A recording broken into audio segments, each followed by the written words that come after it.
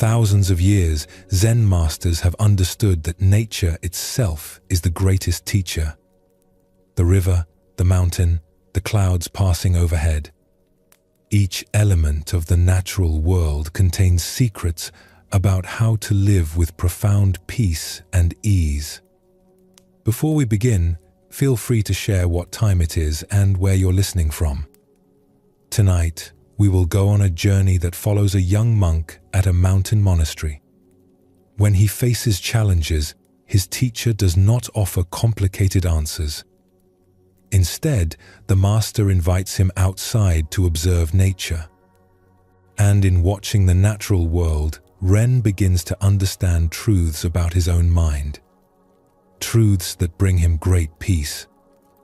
These are not lessons to memorize or techniques to practice. They are invitations to see what has always been present. Simply listen and let these teachings settle into your awareness like rain soaking into earth. Relax. Take a slow, deep breath, and let's begin our journey together.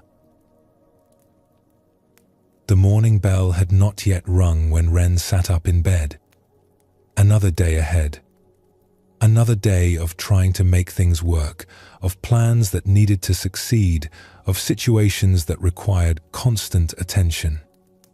For weeks now, he had been struggling. A difficult project at the monastery had fallen behind schedule. Personal relationships felt strained. Even meditation practice seemed like another task to accomplish correctly. Every day felt like swimming upstream, exhausting and endless. Ren dressed and walked through the quiet monastery grounds, hoping to find the master before the day's activities began. The air was cool and fresh, touched with morning mist. Birds were just beginning their first songs. The master sat on a wooden bench near the meditation hall, watching the sky lighten. Ren approached and bowed. "Teacher, I need guidance. Everything feels difficult. No matter how hard I try, how much effort I put in, things don't seem to work out the way they should.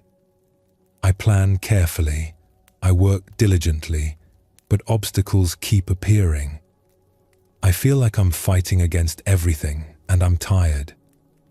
The master looked at Ren with gentle eyes. "Come with me. There's something I want to show you." They walked together along a stone path that wound down through the monastery gardens. The path followed the sound of running water, growing louder as they descended. Soon they emerged at the bank of the river that flowed through the monastery grounds. The river was not large, perhaps 15 feet across at this point, but it moved with steady purpose. The water was clear enough to see smooth stones on the bottom. Morning light caught the surface, creating patterns of shimmer and shadow.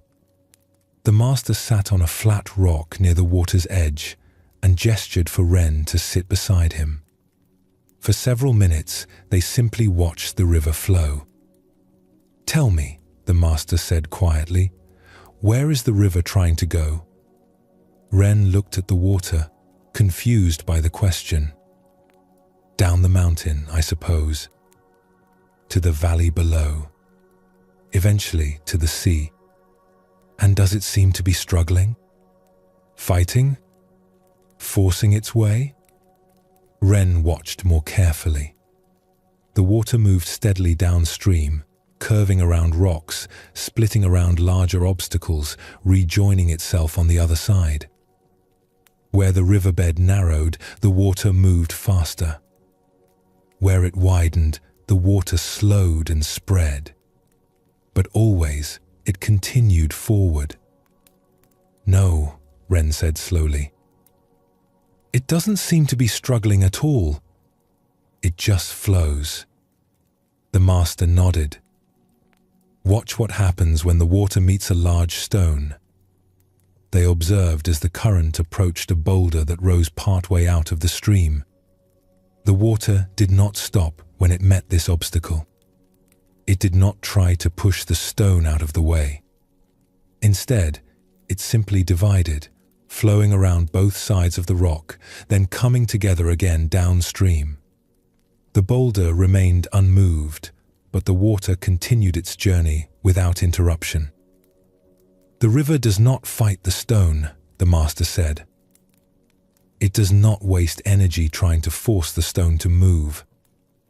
It accepts the stone as part of the landscape and finds a way to continue. The stone is not an obstacle to the river. It is simply part of the river's path." Ren felt something shift in his chest. "But the river still gets where it's going." "Yes. Not by force, but by yielding. Water is soft and flexible, yet over time it shapes even the hardest stone. The river you see today has been flowing here for thousands of years. Look at those stones." The master pointed to the smooth, rounded rocks in the riverbed. Once they were sharp and angular. The water did not attack them or try to break them. It simply flowed over them, day after day, year after year. And slowly, gently, the stones became smooth. They sat in silence, watching the water move. Ren noticed something else. Where there was a fallen branch lying partially across the stream, the water did not try to lift it or push it away. It simply flowed underneath it, around it, through the spaces between its smaller branches. The branch created a different pattern in the water, but it did not stop the flow. "Everything you are struggling with," the master said, "is like a stone or a branch in the river. Your difficult project, your relationships, your meditation practice. You are trying to remove the obstacles before you can proceed. But what if the obstacles are not problems to be solved before you can move forward? What if they are simply part of the landscape you are moving through?" Ren thought about this. "But I have responsibilities. I can't just give up on things that aren't working." "The river does not give up," the master said. "It flows without stopping. But it flows by finding the path of least resistance, not by creating more resistance. There is a difference between giving up and letting go of the struggle." The master stood and began walking slowly along the riverbank. Ren followed. After a few minutes, they came to a place where the river made a wide curve, bending almost back on itself before continuing downstream. "Why do you think the river curves here?" the master asked. Ren looked at the landscape. On the inside of the curve, the bank was made of soft soil and grass. On the outside of the curve, a wall of solid rock rose up from the water's edge. "Because of the rock," Ren said. "The river can't flow through solid stone, so it goes around." Exactly. The river does not waste time wondering why the rock is there or wishing the rock would move. It does not judge the rock as an obstacle that shouldn't exist. It simply accepts the reality of the rock and adjusts its path accordingly. This is wisdom. They continued walking until they reached a place where the river widened into a shallow pool before narrowing again and continuing downstream. The water in the pool was almost still, barely moving. Small fish swam in lazy circles. Dragonflies hovered over the surface. "Notice this pool," the master said. "The river has not stopped flowing, but here its movement is almost invisible. Sometimes the path requires speed and energy, like at the narrow places. Sometimes it requires patience and stillness, like here in the pool. The river does not judge one as better than the other. It simply responds to the landscape it encounters." Ren sat down on the bank again, watching the pool. "I think I'm beginning to understand." I've been treating every situation as if it requires maximum effort and force, like trying to push water uphill." The master smiled. "Yes. And how much energy does that require?" "All of it. I'm exhausted all the time. The water in this river will reach the sea. That is certain. But it will get there by flowing downward, by following gravity, by taking the path that opens before it. It does not reach the sea by fighting against the mountain." A story came to the master's mind, and they settled more comfortably on the riverbank as the morning sun rose higher, warming the stones. There was once a farmer who lived in a valley where a stream ran through his land. Every spring, when the snow melted in the mountains, the stream would flood his fields. Year after year, the farmer would spend enormous effort trying to stop the flooding. He built walls and dikes. He dug channels to divert the water. He spent his whole spring fighting against the rising water, trying to force it to go somewhere else, anywhere else but across his fields. The battles left him exhausted and bitter. Despite all his work, the water always found a way through his barriers. His crops would be damaged. His time and energy would be wasted. Each year he would swear to build stronger walls, dig deeper channels, fight harder against the flood. One spring, the farmer injured his back badly and could not do the heavy work of building his usual defenses. He lay in his house, listening to the water rise, expecting complete disaster. He imagined his fields destroyed, his year's work ruined. But when he was finally able to walk outside, he discovered something surprising. Yes, his fields were flooded, but the water had deposited rich, dark soil across the entire area. When the flood finally receded, the farmer planted his seeds in this new soil. That year, his harvest was more abundant than any he had ever grown. The farmer sat on his porch that autumn, looking at his full storehouses, and realized what the water had been trying to tell him all along. The flood was not his enemy. It was bringing him exactly what he needed, but he had been too busy fighting it to receive the gift. The next spring, when the water began to rise, the farmer did not build walls. Instead, he cleared channels that guided the water gently across his fields, letting it spread its gift of soil evenly, then drain away naturally when the time came. He worked with the water instead of against it. His harvests became legendary in the region, all because he learned to flow with what was already flowing instead of exhausting himself fighting against it. But the farmer learned something even deeper than this, the master continued. He realized that his years of fighting had taught him something valuable. He knew the water's patterns now. He understood its strength and timing. When he finally stopped fighting, he was able to work with the water skillfully, not as someone who had given up, but as someone who had learned to dance with a powerful partner. This is important to understand. The river's teaching is not about becoming passive or indifferent. It is about learning to recognize what can be changed and what cannot, and responding wisely to both. The farmer could not change the spring floods, but he could change his relationship to them. And in that change of relationship, everything transformed. Ren listened to this story, feeling its truth settle into his bones. The farmer was me. I'm the one building walls against the natural flow of things. The master nodded. We all do this. We think we know better than the river how things should flow. We think our plans are wiser than the wisdom of water finding its level. But the river has been flowing for millions of years. It knows something we don't. They sat together as the sun climbed higher, watching the endless movement of water. Ren began to see it differently now, not as a struggle, but as a dance. The water responding to every surface it touched, adjusting constantly, flowing without hesitation through whatever landscape appeared. "What does this mean for my project?" Ren asked.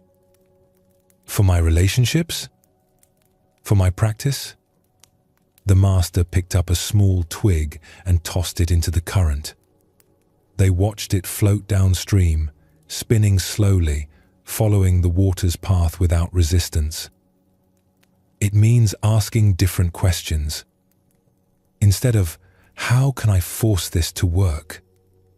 you might ask, 'What is the natural flow here?' instead of, 'What obstacle must I remove?'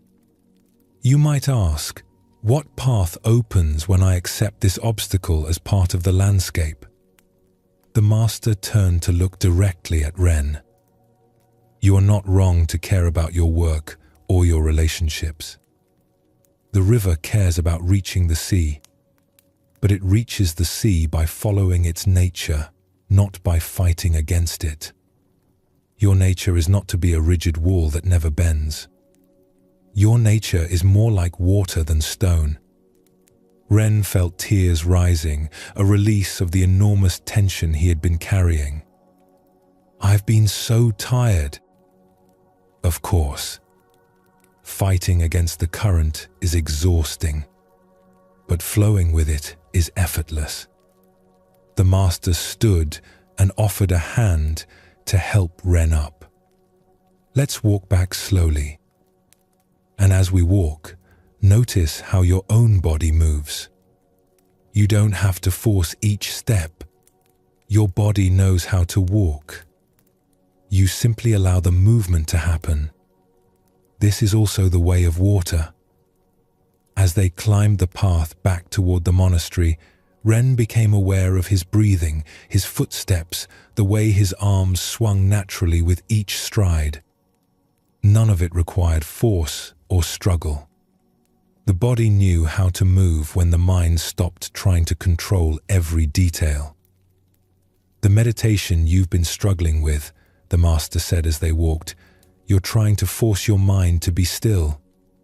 But stillness, like water's movement, is natural when you stop fighting against the currents that are already there. You don't create stillness. You allow it by not creating turbulence." They reached the monastery courtyard and paused. Ren bowed deeply to the master. "Thank you. I feel like I've been holding my breath for months, and I can finally exhale." The master smiled. "The river taught you, not me. I just suggested you look. The teaching was always there, flowing past you every day. This is how wisdom works. It's not hidden in complicated techniques or difficult practices. It's right in front of us in the simplest things. Water flowing, breath moving in and out. The natural rhythm of things when we stop imposing our will upon them." As Ren walked toward his duties for the day, he felt different. Not because his circumstances had changed, but because his relationship to those circumstances had shifted. The obstacles were still there. The project was still difficult. The relationship still needed attention. But now there was a possibility of moving through these things the way water moves through a landscape, by flowing rather than forcing, by yielding rather than resisting, by trusting the natural path that opens when we stop fighting against what is. Take a gentle breath now. Feel the air entering your body without effort. You are not pulling the air in by force. You are simply allowing the breath to flow the way the river flows, the way all natural things flow when we don't obstruct them with struggle. Notice any places in your life where you might be building walls against the natural current. Not to judge yourself for this, but simply to notice. What might it feel like to remove one stone from that wall? To let the water find its path? The wisdom of the river is simple but profound. It teaches us that the shortest path between 2 points is not always a straight line forced through obstacles. Sometimes the shortest path is the one that curves around resistance, that flows with the landscape rather than against it, that arrives at its destination not through force but through patience and flexibility. Water, the softest substance in the world, ultimately wears away the hardest stone. Not through violence but through persistence. Not through force but through gentle, constant presence. This is the way of deep change. This is the way of lasting transformation. Later that same day, as afternoon light slanted through the meditation hall windows, Ren sat in meditation. Usually, his mind would immediately begin planning, worrying, reviewing everything that needed to be done. But today, something was different. When a thought appeared, he noticed it. Just as the river notices a stone. The thought was there, part of the landscape. But Ren found he did not need to fight it or force it away. He simply let his awareness flow around it, the way water flows around an obstacle. The thought remained, but it did not stop the deeper current of his attention. Another thought came, then another. Usually, this would frustrate him. He would judge himself for his wandering mind, for his inability to maintain perfect focus. But today, he remembered the river. The water doesn't stop flowing just because there are many stones. It continues, adjusting to each one, finding its way through whatever landscape appears. His breathing deepened naturally, not because he was forcing it, but because he had stopped fighting against the natural rhythm. His body knew how to breathe when his mind stopped trying to control it so tightly. After meditation, Ren went to work on the project that had been troubling him for weeks. The same difficulties were there, the same obstacles, but he approached them differently now. Instead of trying to force a solution, he looked for the natural path. Where was the resistance? Where was the opening? He noticed something he hadn't seen before. He had been so focused on making his original plan work that he hadn't noticed a simpler approach that was right in front of him. It was like the river's curve around the rock wall. The direct path was blocked, but there was another way. Not worse, just different. Perhaps even better. That evening, Ren returned to the river. The master was there, sitting on the same flat rock where they had sat that morning. "How was your day?" the master asked. Ren sat down beside him. "Different. I kept seeing the river in everything.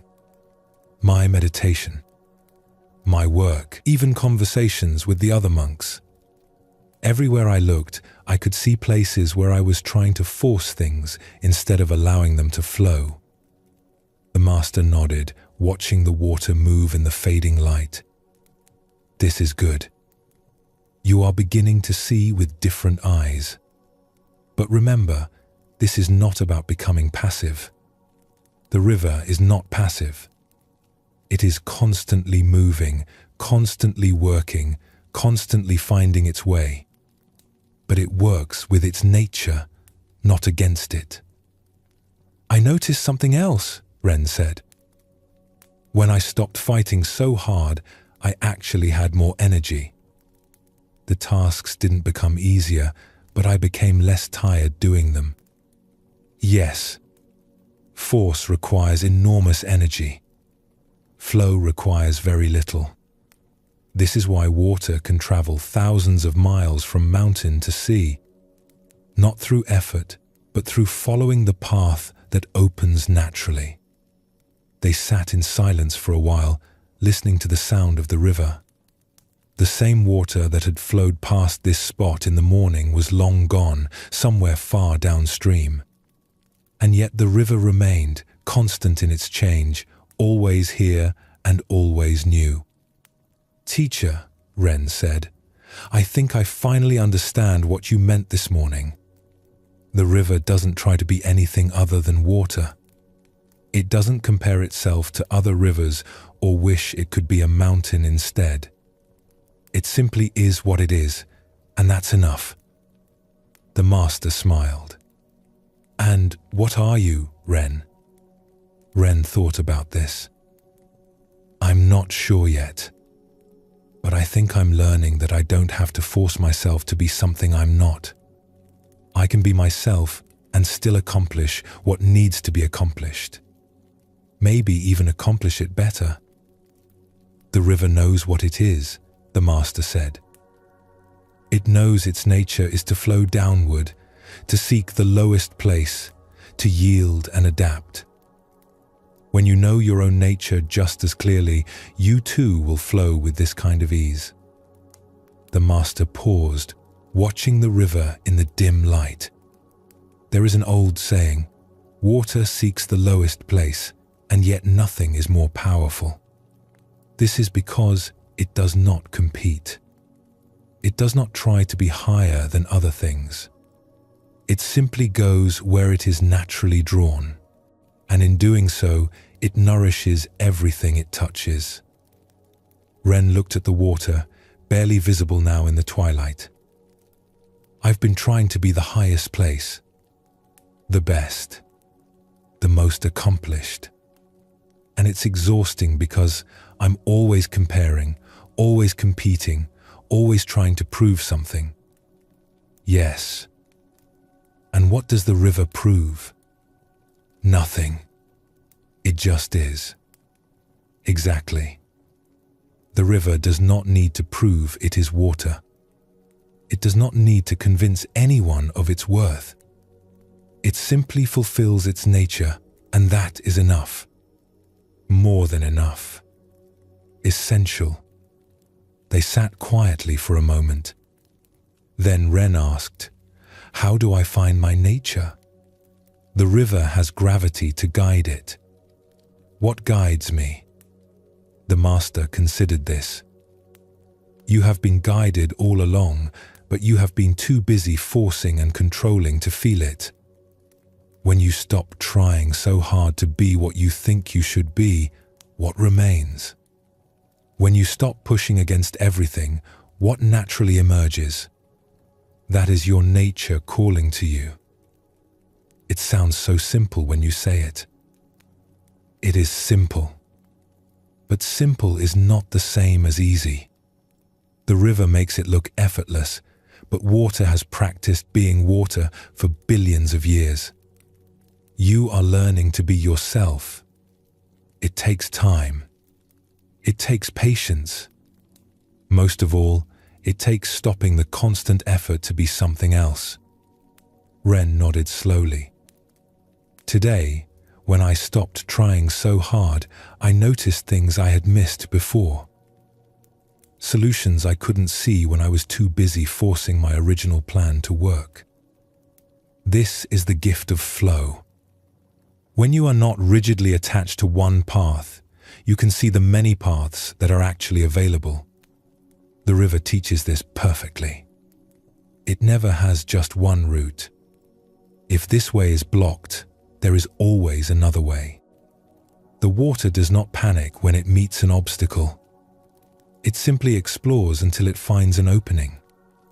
The stars were beginning to appear in the darkening sky. Somewhere in the distance, another monk rang the evening bell. "Tomorrow," the master said, "the river will still be here. You can return whenever you need to remember this teaching. But try also to see the river in other places. In your breath, which flows without your command. In conversations, which move best when you don't force them. In your meditation, where thoughts flow through like water through a stream bed. Once you truly see how the river moves, you begin to see this movement everywhere. As darkness settled over the monastery, Ren walked back to his room. The sound of the river followed him, a constant reminder of what he had learned. Tomorrow would bring new challenges, new obstacles, new opportunities to practice this wisdom. But tonight, he felt at peace. Not because everything was solved, but because he had discovered a new way of being with the unsolved. Rest in this knowing. Trust the flow that carries you, just as the river trusts gravity to carry it home. The monastery was busier than usual. A group of visiting monks had arrived from another temple, bringing new schedules and additional ceremonies. The daily rhythm that Ren had grown accustomed to kept shifting. Morning meditation happened at a different time. Meals were more crowded. New faces appeared everywhere, each with their own way of doing things. On top of this, Ren had received word that his family situation back home was changing. His father was considering selling the family land. His younger sister was moving to a distant city. Nothing felt stable anymore. Even the weather seemed erratic, swinging between warm sunshine and sudden mountain storms. Ren found himself constantly adjusting, constantly adapting to the next change. By the third day, he felt stretched thin, like he was being pulled in too many directions at once. His mind jumped from one thing to the next. He couldn't seem to find his center.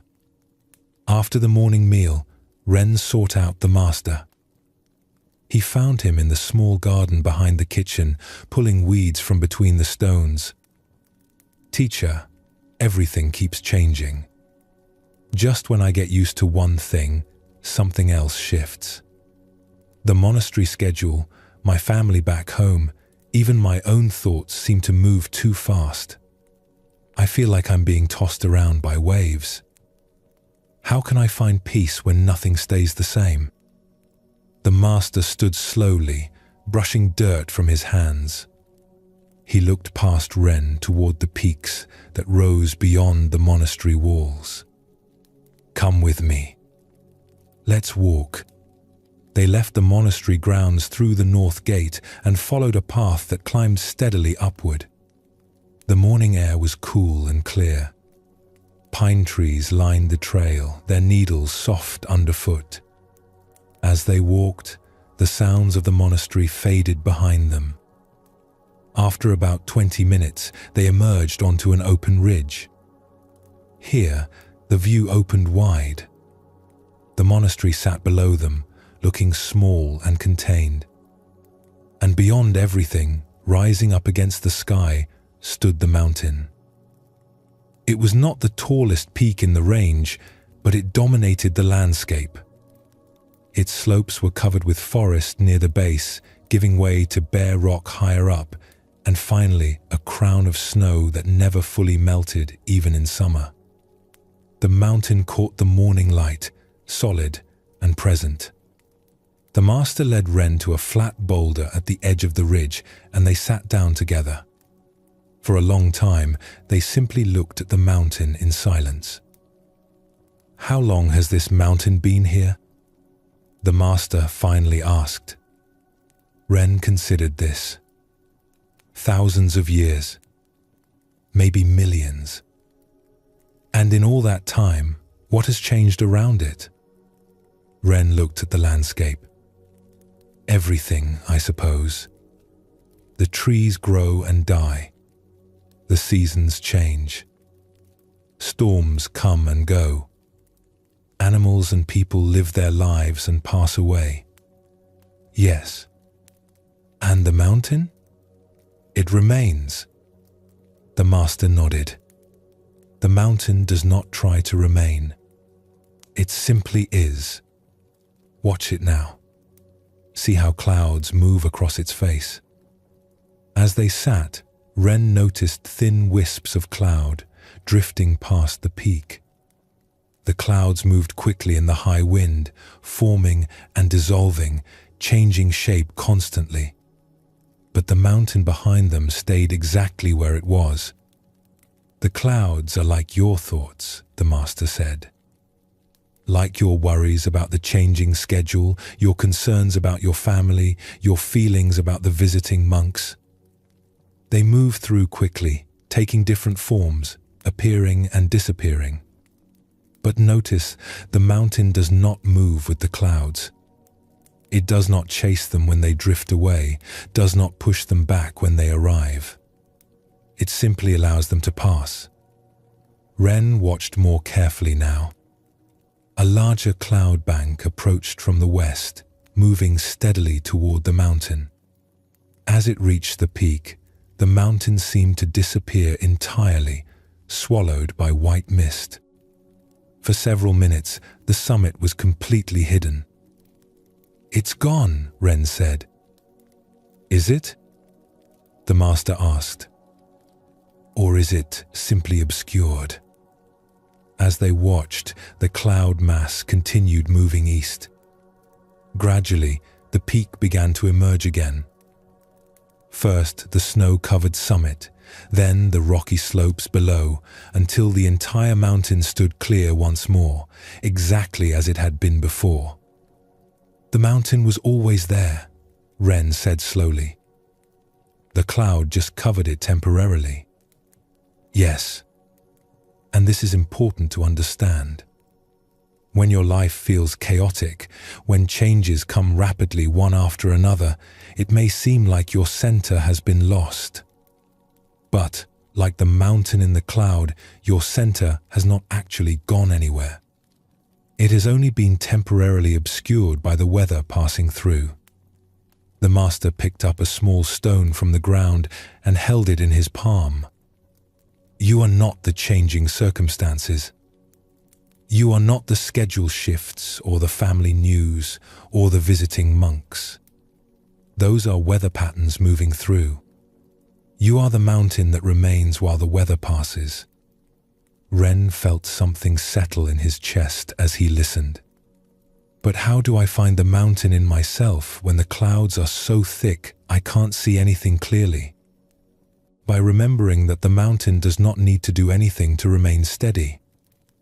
It does not brace itself against storms. It does not resist the clouds.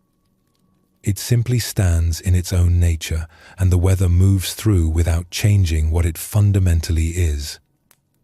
A story came to the master then, and he settled more comfortably on the boulder. There was once a great tree that grew at the base of a mountain. The tree was tall and strong, with deep roots and thick branches. It had grown there for over 200 years, watching the world change around it.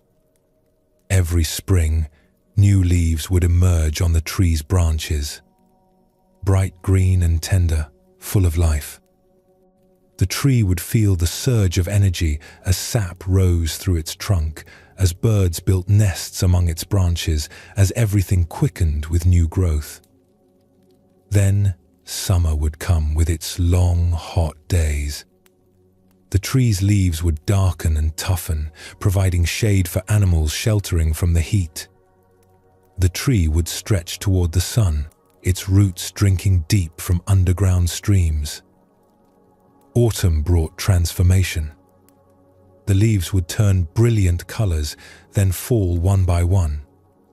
The tree would feel itself being stripped bare, its energy drawing inward, its life force returning to the roots. Birds would leave for warmer places. The air would grow cold. Winter was the hardest season. The tree stood naked against freezing winds. Snow weighted its bare branches. Ice formed on its bark. From the outside, it looked almost dead, dark and stripped and waiting. Year after year, the tree went through these cycles. 200 times it bloomed and shed its leaves. 200 winters it stood bare. And through all of this, the tree never forgot what it was. It never panicked in autumn, fearing it was dying. It never worried in winter that spring would not return. It simply stood, rooted deeply, trusting its own nature. One spring, a young sapling grew near the old tree's base. The sapling loved its first spring, delighting in its new leaves, in the warmth and birdsong and abundance. But when autumn came, the young tree became afraid. "What's happening to me?" The sapling cried as its leaves began to change color. "I'm losing my leaves. Something is wrong." The old tree spoke gently to the young one. "Nothing is wrong.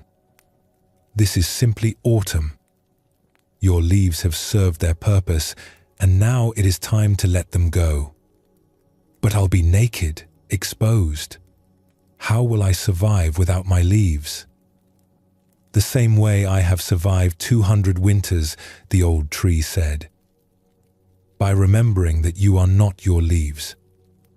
You are the trunk, the branches, the roots that go deep. The leaves come and go with the seasons, but you remain." The young sapling was not convinced. All through autumn it worried. When winter came and the last leaf fell, it was certain it would not survive. The cold winds terrified it. The ice felt like death itself. But the old tree stood beside it, steady as always. "Feel your roots," it said to the young tree. "Go deep inside yourself, below all the surface changes. There you will find something that does not change with the seasons. There you will find what you truly are." The young tree, having no other choice, turned its attention inward. Down through its trunk, down into its roots that reached deep into the earth. And there it found something surprising. A steadiness. A core of life that was not affected by the bare branches or the freezing wind. A presence that simply was, regardless of what season moved across the surface. Winter passed. Spring returned, as it always does. New leaves emerged on both trees. The young sapling had survived its first winter, and in doing so, had learned something essential. It was not the leaves, or the flowers, or the outward appearance of any season. It was the deep, rooted presence that remained through all changes. "Now you understand," the old tree said. "We are both like the mountain. The seasons move across us, but they do not change what we are. Growth and loss, abundance and bareness, warmth and cold, these are weather patterns. They come and they go. But the mountain remains." Ren sat quietly after the story, looking at the mountain. He could see now what the master meant.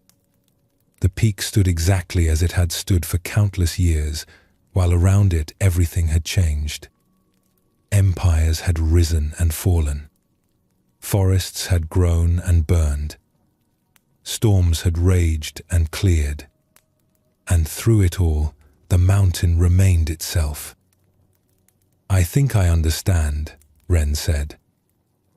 "I've been thinking of myself as the weather. When the schedule changes, I think I am that change. When my family situation shifts, I think I am that situation. But I'm not the weather patterns. I'm the mountain they're moving across." Yes. And this understanding changes everything. When you know you are the mountain, you can allow the weather to pass without being disturbed by it. The clouds come and you watch them. The storms arrive and you stand steady. The seasons change and you remain rooted in your own nature. The master stood and began walking along the ridge. Ren followed. They came to a place where they could see the monastery below. From this height, Ren could see people moving about their tasks, small figures going from building to building. He could see the visiting monks group gathered in the courtyard. All the busyness that had felt so overwhelming earlier now looked small and temporary. From up here, it all looks different, Ren observed. This is another gift the mountain offers, the master said. Perspective. When you are in the middle of the storm, everything feels huge and overwhelming. But when you rise to the mountain's view, you see how small and temporary each storm actually is. The changes that feel so huge in the moment are just weather passing through. They turn back toward the mountain.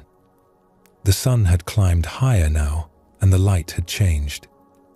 The snow on the peak glowed brilliant white. Shadows had shifted on the slopes, but the mountain itself was unchanged. Tomorrow, the master said, the light will be different again. Next week, different clouds will pass. Next month, the season will begin to shift. And the mountain will remain, reflecting each change without being changed by it.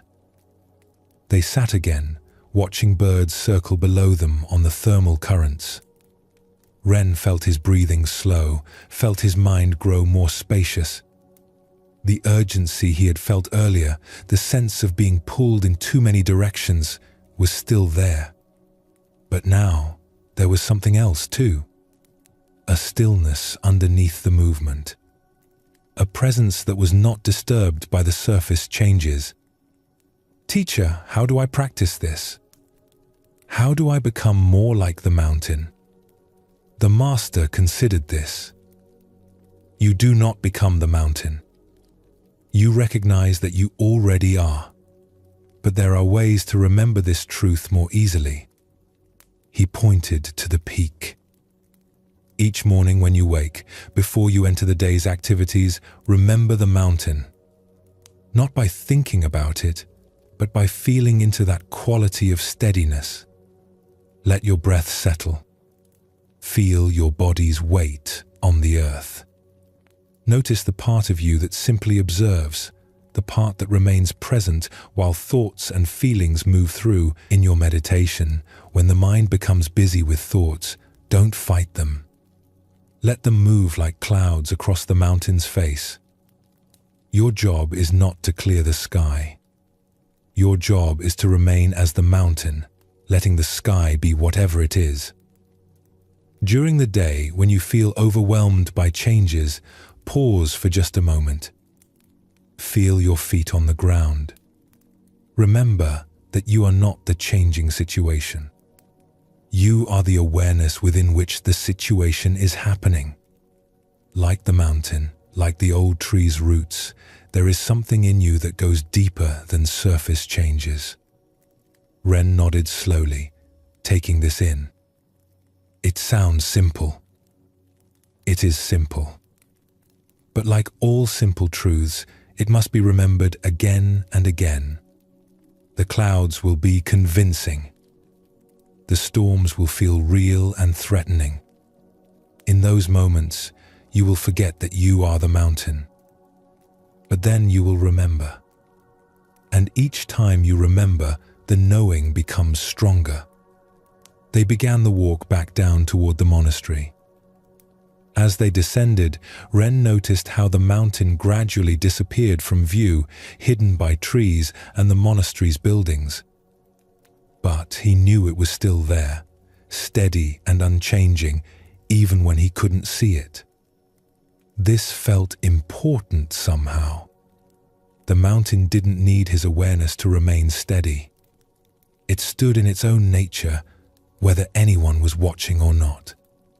Perhaps that was true of his own center as well. Perhaps it remained steady even when he forgot about it, waiting for him to remember. Halfway down the path, the master paused and looked back toward where the mountain had been visible. There is something else the mountain teaches. Come here tomorrow at sunset. The teaching will be different then. The next evening, Ren made his way back up the trail as the sun began to sink toward the western peaks. The light had changed completely.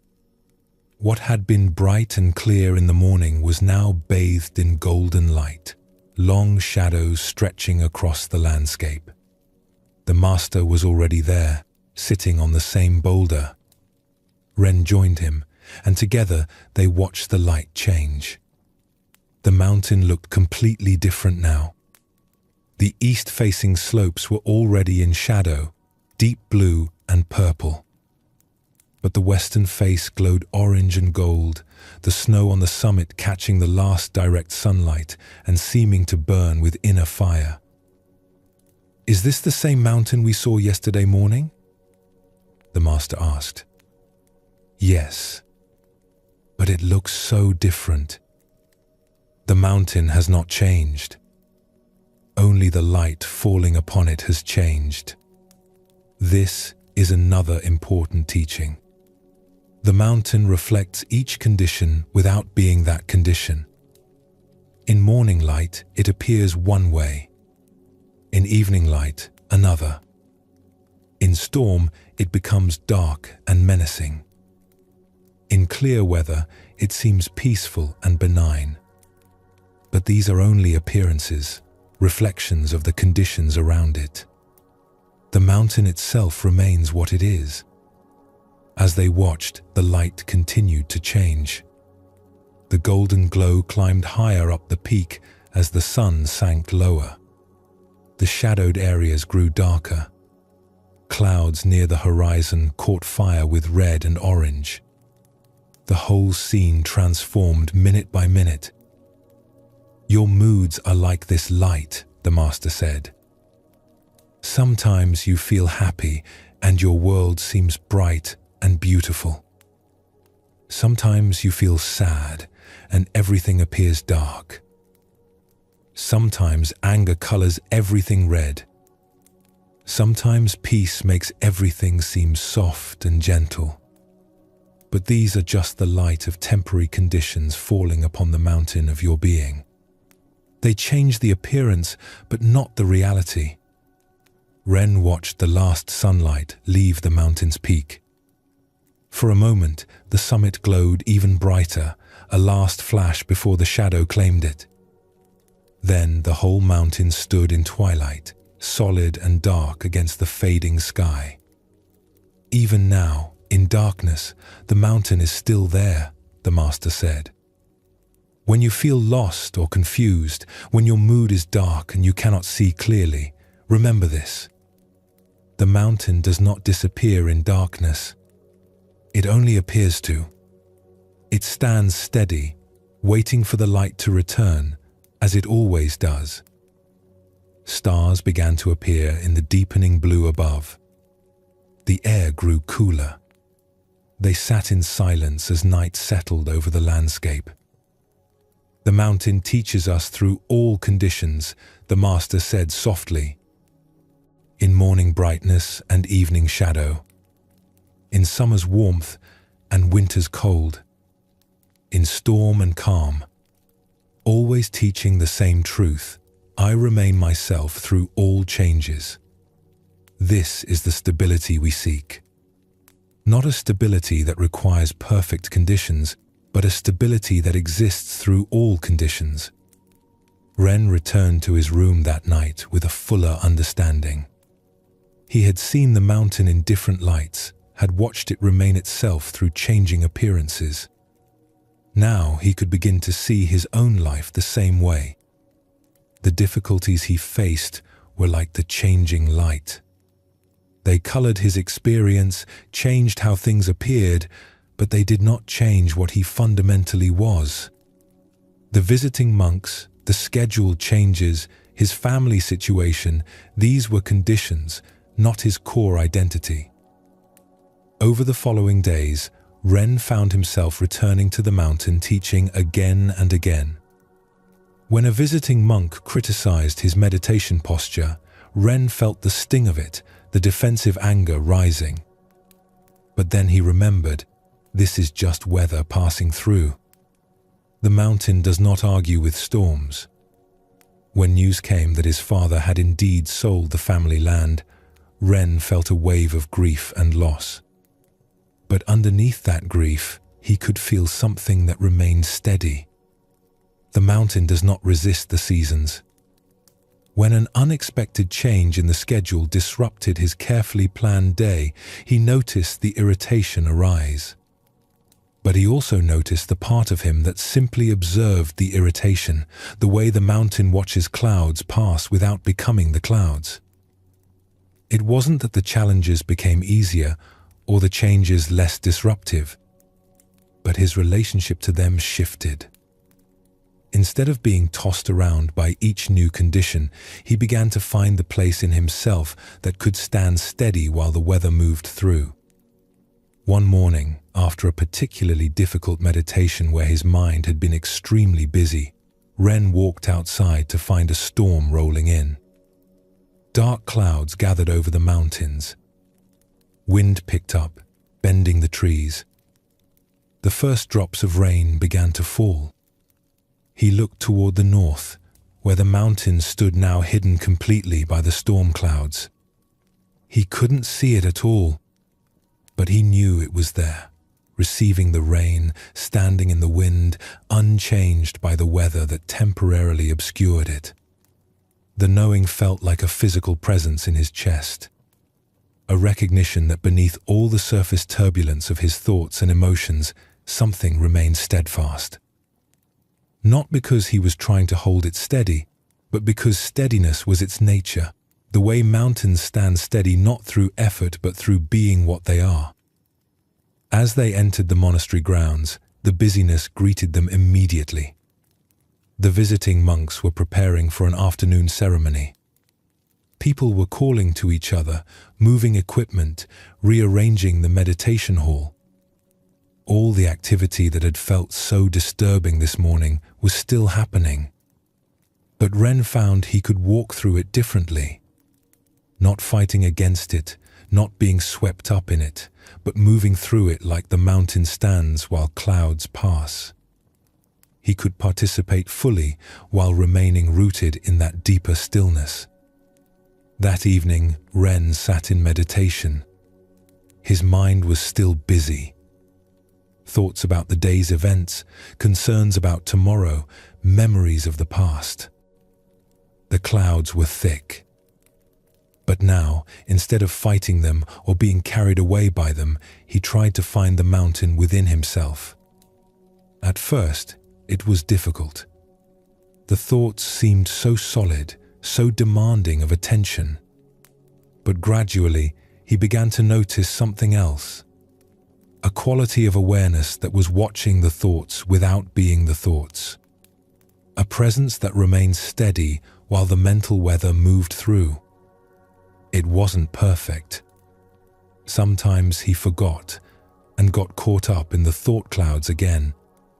But each time he remembered, it became a little easier. Like the mountain emerging from the mist, his center would become clear for a moment before the next cloud arrived. After meditation, Ren walked outside into the evening air. The monastery compound was quieter now, most monks preparing for sleep. He looked toward the north, where he knew the mountain stood, invisible now in the darkness. Tomorrow, it would still be there. The visiting monks would still be here, the schedule would still be different, his family situation would still be uncertain. The weather would continue passing through. But underneath it all, there was something that did not change.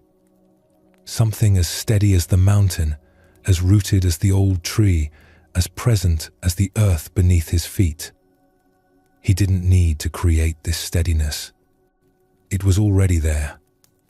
He only needed to remember it, to return to it, to trust it the way the tree trusted that spring would come again after winter. Trust in this deeper stability. It does not depend on circumstances staying the same. It does not require controlling everything around you. It is simply what you are beneath all the surface movements. The mountain within, steady and unshakable, waiting for you to remember it is there.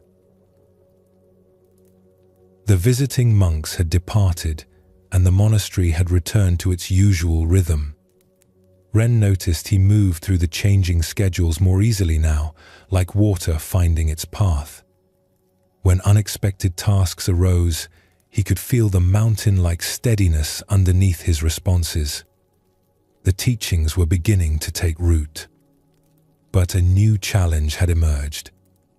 One of the elder monks had begun criticizing Ren's work in the garden. His rows weren't straight enough. His pruning technique was incorrect. His understanding of the traditional methods was lacking. Each day brought new corrections, new observations about what Ren was doing wrong. At first, Ren tried to flow with this like water, to remain steady like the mountain. But something else was happening. He found himself becoming preoccupied with how he appeared to others. During meditation, instead of simply sitting, he would wonder if his posture looked correct. While working, he would constantly check if anyone was watching, judging. He began performing his duties not from natural presence, but from a place of worry about how he was being perceived. Even worse, he noticed himself creating a careful image. With some monks, he emphasized his diligence. With others, his spiritual insight. He caught himself changing his manner of speaking, depending on who was listening, crafting his responses to sound wise or humble or dedicated, whatever seemed most appropriate to the moment. It was exhausting. And beneath the exhaustion was a deeper unease. Who was he really? If he kept adjusting his presentation depending on his audience, where was his true self in all of this? He felt like he was losing touch with something essential, something real beneath all the performance. One evening after meditation, as the other monks filed out of the hall, Ren remained sitting. The master, who always sat near the back, approached him. "You look troubled." Ren hesitated, then spoke. "Teacher, I don't know who I am anymore. I've become so concerned with how others see me that I've lost track of what's actually true. With the elder monk's criticism, I find myself constantly trying to appear a certain way. And now I do this with everyone. I adjust myself to fit what I think they want to see. But which version is real? Or am I just a collection of performances?" The master sat down beside him. "Come with me. The moon is full tonight." They walked out into the night air. The monastery was quiet, most monks already in their rooms. The master led Ren down a path to a small pond at the edge of the grounds. It was a place used for collecting water, perhaps 20 feet across, surrounded by smooth stones and a few willow trees. The moon hung large and bright in the clear sky, nearly full. Its light illuminated everything with soft silver. And there, on the surface of the still pond, the moon appeared again, perfect and round, floating on the water. The master and Ren sat on the stones at the pond's edge. For a long time, they simply looked at the two moons, one in the sky, one in the water. "Tell me," the master said quietly, "which moon is real?" Ren looked at both. "The one in the sky. The one in the water is just a reflection." "Yes. And if you wanted to touch the moon, where would you reach?" "Toward the sky, not the water." The master nodded. "And yet, see how perfect the reflection appears."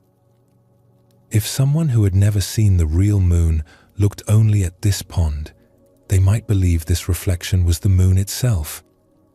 It has the same shape, the same brightness, the same beauty. But what happens if I do this? The master picked up a small pebble and tossed it gently into the pond. Ripples spread across the surface. The reflected moon shattered into pieces, fragments of light dancing and reforming as the water moved. For several moments, there was no moon in the pond at all, just scattered pieces of brightness. But the moon in the sky remained perfectly whole, undisturbed by the ripples in the water below. As the water gradually stilled, the reflection came back together, reforming piece by piece until the moon floated whole on the surface once more. "The reflection is not the moon," the master said. "It is an image created by conditions, still water, clear sky, the moon's position.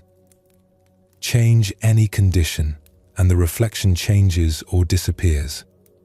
But the real moon is unaffected by any of this." Ren watched the pond settle back to stillness. "You're saying the way others see me is like the reflection, and my real self is like the moon in the sky." "Yes, but there is more to understand. Look carefully. Which moon are you most concerned with?" Ren thought about his worry over the elder monk's criticism, his constant adjusting of his presentation, his anxiety about how he appeared. "I've been obsessed with the reflection, with how I appear on the surface of other people's perceptions. And what happens when you spend all your energy trying to control the reflection? I lose touch with what's real. I forget about the actual moon while I'm trying to manage how the moon appears in the water." The master picked up another pebble. "Watch what happens when you try to control the reflection." He tossed the pebble into the pond. Again, ripples spread. Again, the moon's reflection shattered and scattered. The master immediately threw another pebble, then another. Each one created new waves, new disturbance. The reflected moon never had a chance to reform.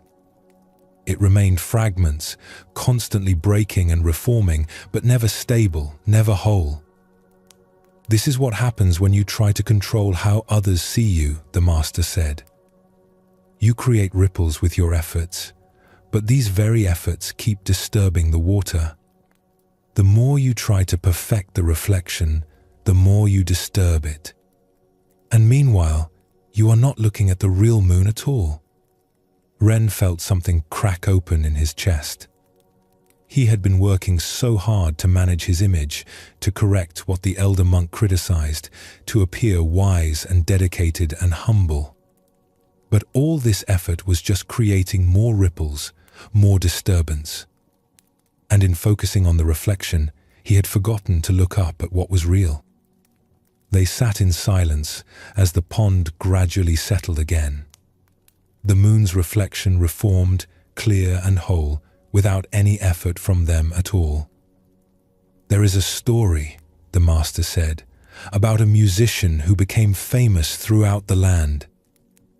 She played the bamboo flute with such skill that people would travel for days to hear her perform.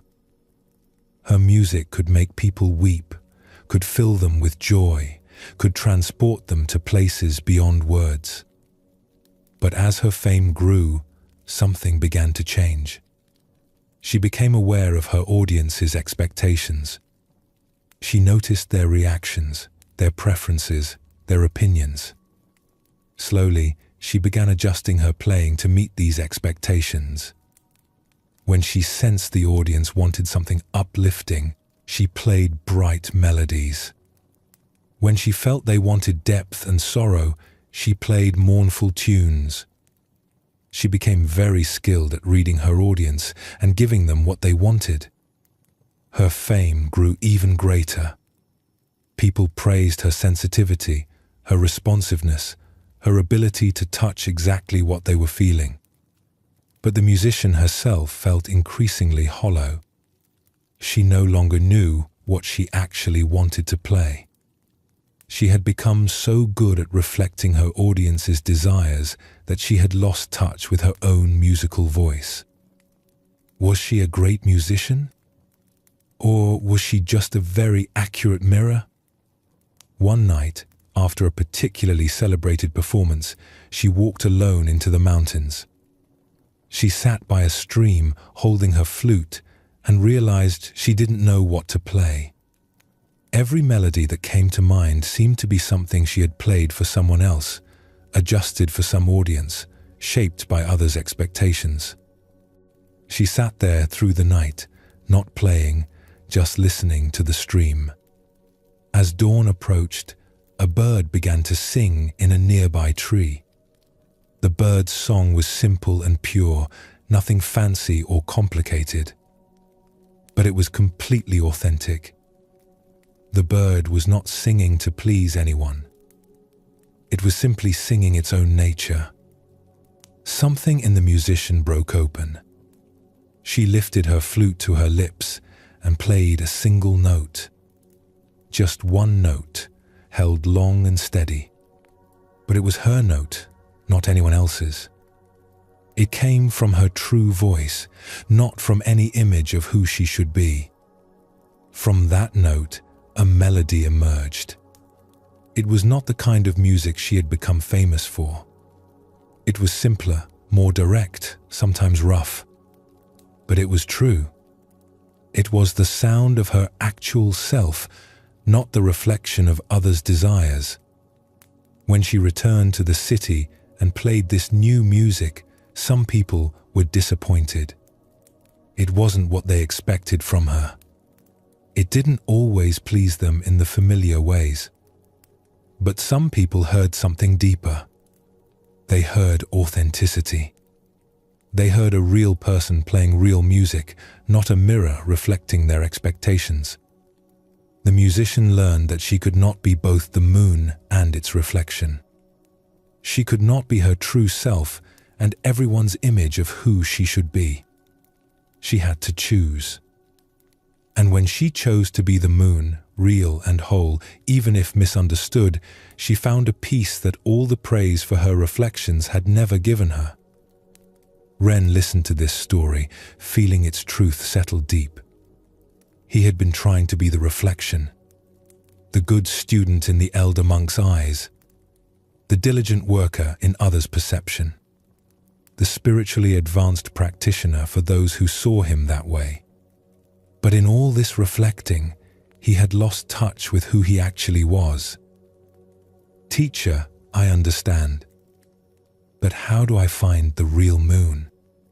How do I know what's truly me and what's just reflection? The master pointed up at the moon in the sky. The real moon doesn't try to be anything. It simply is. It doesn't adjust itself based on who's looking at it. It doesn't change its nature to meet expectations. It shines with its own light, and anyone who wishes to see it can look up and find it. But the elder monk's criticisms, are they all wrong? Should I ignore guidance from teachers? This is an important distinction. The moon accepts the light of the sun. It receives light from beyond itself and reflects it. This is natural and good. In the same way, you can receive teaching, can learn from others, can be shaped by wisdom. But receiving light is different from changing your essential nature to please someone. The moon receives sunlight, but remains the moon. The master looked at Ren directly. When the elder monk offers true teaching, something in you recognizes it. It resonates with what you already know to be true. This is receiving light. But when you twist yourself into shapes to avoid criticism, when you perform rather than practice, when you are more concerned with appearing right than being genuine, this is trying to control the reflection. A breeze moved across the pond, creating small ripples. The moon's reflection wavered, broke apart slightly, then reformed as the water settled. The moon in the sky remained completely still. Notice how the reflection is constantly affected by conditions, the master said. A breeze, a pebble, even the movement of a fish beneath the surface, everything disturbs it. This is the nature of reflections, of images, of how we appear to others. It is inherently unstable, constantly changing, based on conditions we cannot control. But the real moon, look at it. Wind does not move it. Clouds may hide it temporarily, but they do not change it. This is the stability of what is real versus what is merely appearance. Ren felt the teaching settling into his bones. All his anxiety about how he appeared, all his careful management of his image, all his adjusting and performing, this was trying to control something inherently unstable. Like trying to smooth ripples in water while standing in the water himself, each movement creating more disturbance. So I should stop caring what others think? No. That would be another form of control, another performance, the performance of not caring. The moon does not defiantly refuse to be reflected. It simply shines with its own light, and reflections happen naturally. You do not need to control how others see you, but neither do you need to control your not caring about how they see you.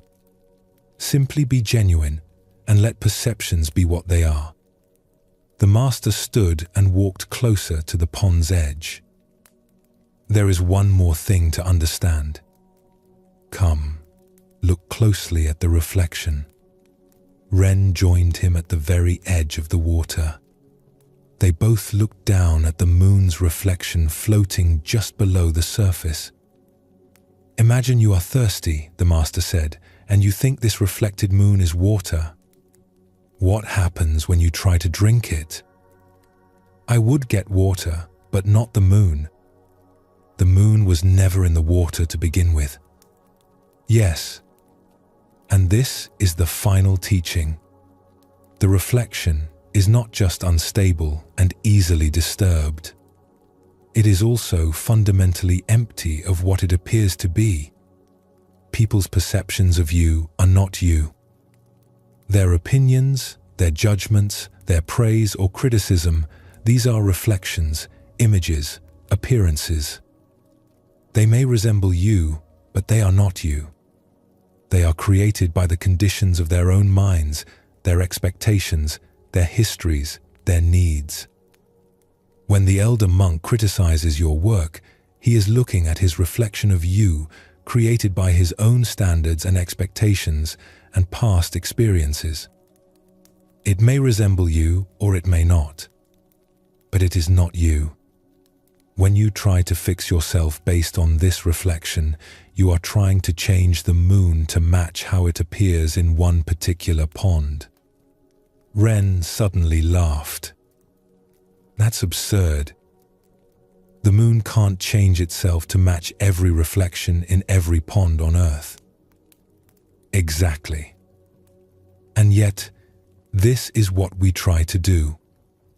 We try to be different people for different audiences, to match each reflection, to control how we appear in each person's perception. It is not only exhausting, it is impossible. And in the attempt, we lose touch with what is real. They walked slowly back toward the monastery. The moon followed them overhead, constant and present. Ren felt something had loosened in him. Not solved completely, but loosened. He could feel the difference now between his genuine self and the performances he had been offering. Tomorrow, the master said, when you work in the garden and the elder monk comes to observe, try this. Do your work as genuinely as you can. Not performing being genuine, not trying to appear authentic, but actually doing the work from your real self. Let the elder monk see what he sees.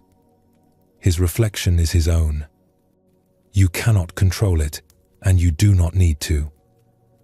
But what if his criticism is valid? What if I really am doing something wrong? Then you will recognize it. Something true resonates with truth. When genuine teaching meets genuine presence, recognition happens. But this is different from scrambling to fix yourself based on every judgment and opinion.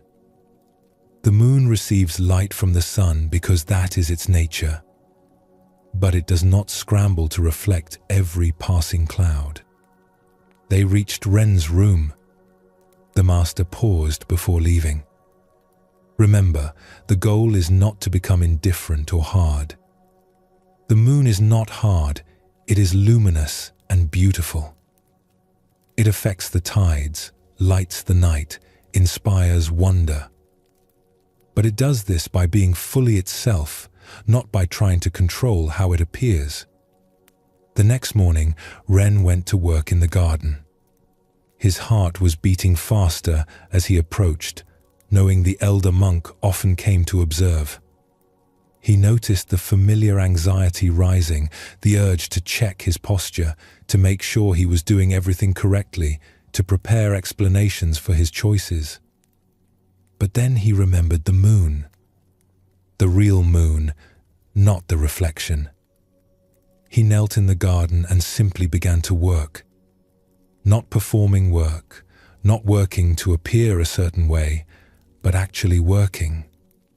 His hands in the soil, his attention on the plants, his body moving naturally as it knew how to move. When his mind started to worry about being watched, he noticed this was focusing on the reflection. He gently brought his attention back to the real, the actual work, the actual moment, his actual self engaged in what was in front of him.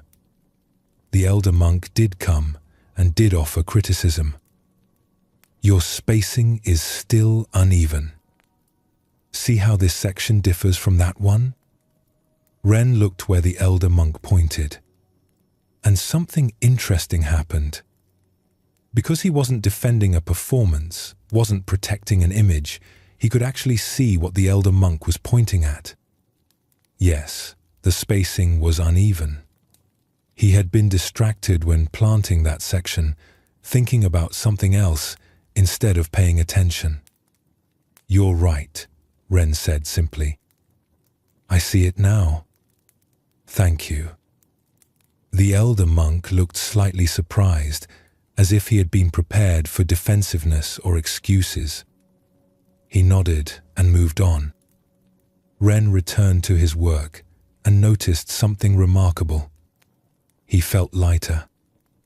By acknowledging what was true without defending what wasn't, by being present with what was real rather than managing what was reflected, he had more energy, more clarity, more peace. Over the following days, Ren continued to practice this teaching. In conversations, he noticed when he started to perform. Not to judge himself for it, but just to notice. And in noticing, he could sometimes choose differently. Could speak from genuine presence rather than calculated presentation. It wasn't perfect. Old habits were strong. He would catch himself crafting his words to sound wise, adjusting his manner to appear humble, performing dedication rather than being dedicated. But each time he noticed, he could make a small correction, could come back to what was real. In meditation, this teaching opened something new. He had been so concerned with meditating correctly, with appearing to be a good practitioner. But now he could simply sit. Just this body, just this breath, just this moment. Not performing meditation for an imagined audience, but actually being present. The thoughts still came, like ripples on water. But he understood now that these were reflections, appearances, not his true nature. His true nature was more like the moon itself, present, aware, unchanging in its essence, even as appearances moved across its surface. One evening, about a week after the teaching at the pond, Ren returned to that spot alone. The moon was past full now, slightly less than round. He sat on the stones and looked at both moons, the real one in the sky, the reflected one in the water. A fish moved beneath the surface and the reflection wavered. A breeze came, and the reflection broke into fragments. But Ren did not feel disturbed by this. The instability of the reflection no longer seemed like a problem to be solved. It was simply the nature of reflections. He looked up at the real moon, steady in the sky. Something in him recognized this steadiness. Not as something he needed to create, but as what he already was beneath all the performances and adjustments and concerns about appearance. The moon did not become the moon by trying. It simply was the moon. And in being fully itself, it gave light to the world, affected the tides, inspired wonder. Not by controlling how it appeared, but by shining with its own nature. Ren carried the lessons from the river, from the mountain, and now from the moon. He was learning to flow without forcing, to remain steady amid change, and to distinguish between his true nature and the countless reflections of how he appeared to others. These teachings were not separate. They wove together. The river had shown him how to move through obstacles without fighting. The mountain had shown him the steadiness beneath changing conditions. And now the moon showed him what was real versus what was merely appearance. He noticed that these teachings supported each other. When he remembered the mountain's steadiness, it was easier to not be disturbed by others' changing opinions. When he remembered the river's flow, he could move through social situations without forcing or performing. And now, understanding about reflections, he could participate fully in community life while remaining rooted in his genuine self. The monastery felt different now. Not because it had changed, but because his way of being in it had changed. He still worked diligently, still practiced meditation, still learned from teachers. But there was less strain, less performance, less exhausting effort to control things that were inherently beyond control. The elder monk still offered criticism, but Ren could receive what was useful without taking on what was merely the elder's reflection, his personal preferences and opinions.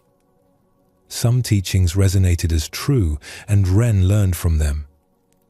Others were just one person's view, and Ren could let them pass like clouds across the moon, not denying them, but not being defined by them either. Take a gentle breath now. Feel yourself present in this moment. Not how you appear, not how you imagine others see you, but your actual self, here and now. The peace that comes from this is different from the peace of being praised, or accepted, or approved of. It is the peace of being real, of knowing that underneath all the changing reflections, something steady and genuine remains. Something that doesn't need defending or perfecting or managing. Something that simply is, like the moon in the sky, constant and luminous and free. Winter was approaching the mountain monastery. The air grew colder each day, and the first light snows had already dusted the higher peaks. With winter came harder work.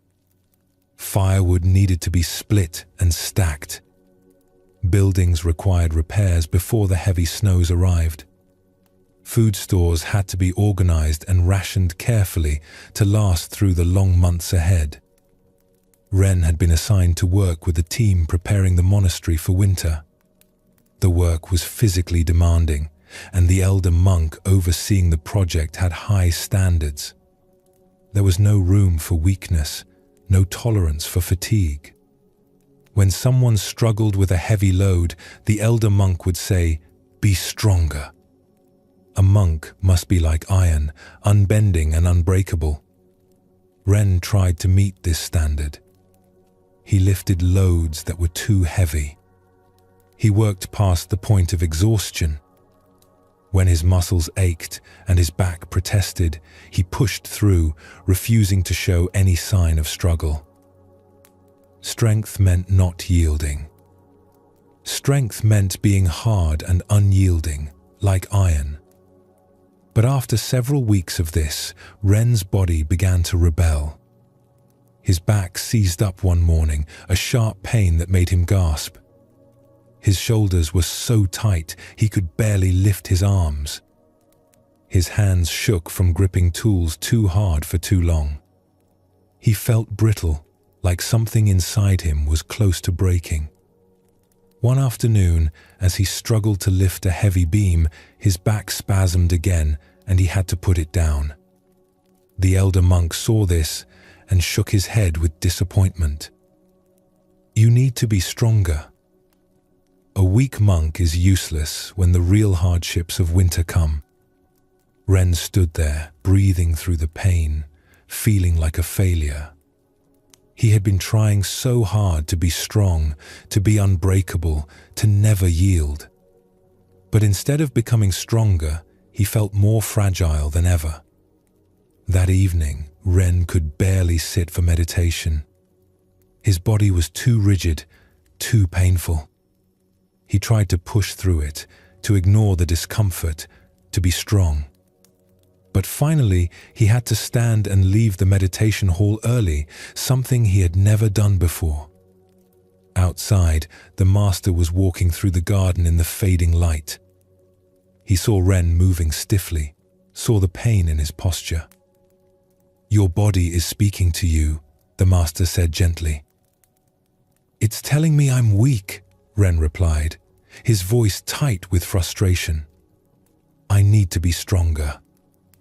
The elder monk says a monk must be like iron, unbending and unbreakable. But I keep bending. I keep feeling like I might break." The master was quiet for a moment, looking toward the eastern edge of the monastery grounds. "Come with me. There's something you should see. Can you walk?" Ren nodded, though each step sent pain through his back. They walked slowly through the grounds as dusk settled. The master led him to a grove of bamboo that grew near the monastery's eastern wall. The tall stalks rose up into the dimming sky, their leaves rustling softly in the evening breeze. "Sit here," the master said, gesturing to a flat stone near the bamboo grove. "Let's watch for a while." They sat in the growing darkness as the wind picked up. Ren watched the bamboo stalks move. The wind pushed against them, and they bent gracefully, swaying almost to the ground. But as soon as the wind eased, they sprang back upright, completely unharmed. Another gust came, stronger this time. The bamboo bent even further, the tops of some stalks nearly touching the earth. Ren could hear them creaking slightly, but they did not break.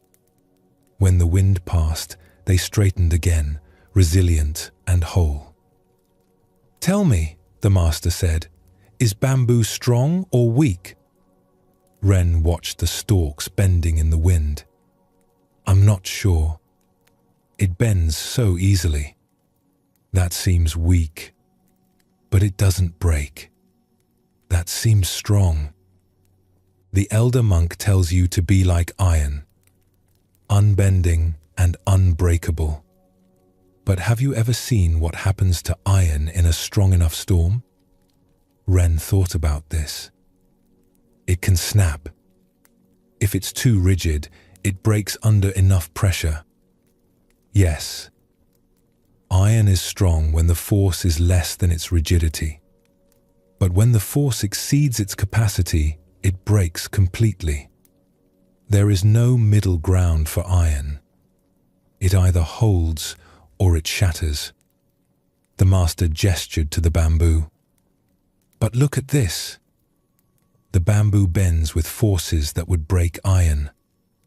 It yields, it bows, it touches the ground if it must. But then it returns. This is a different kind of strength. Not the strength of rigidity, but the strength of flexibility. A particularly strong gust swept through the grove.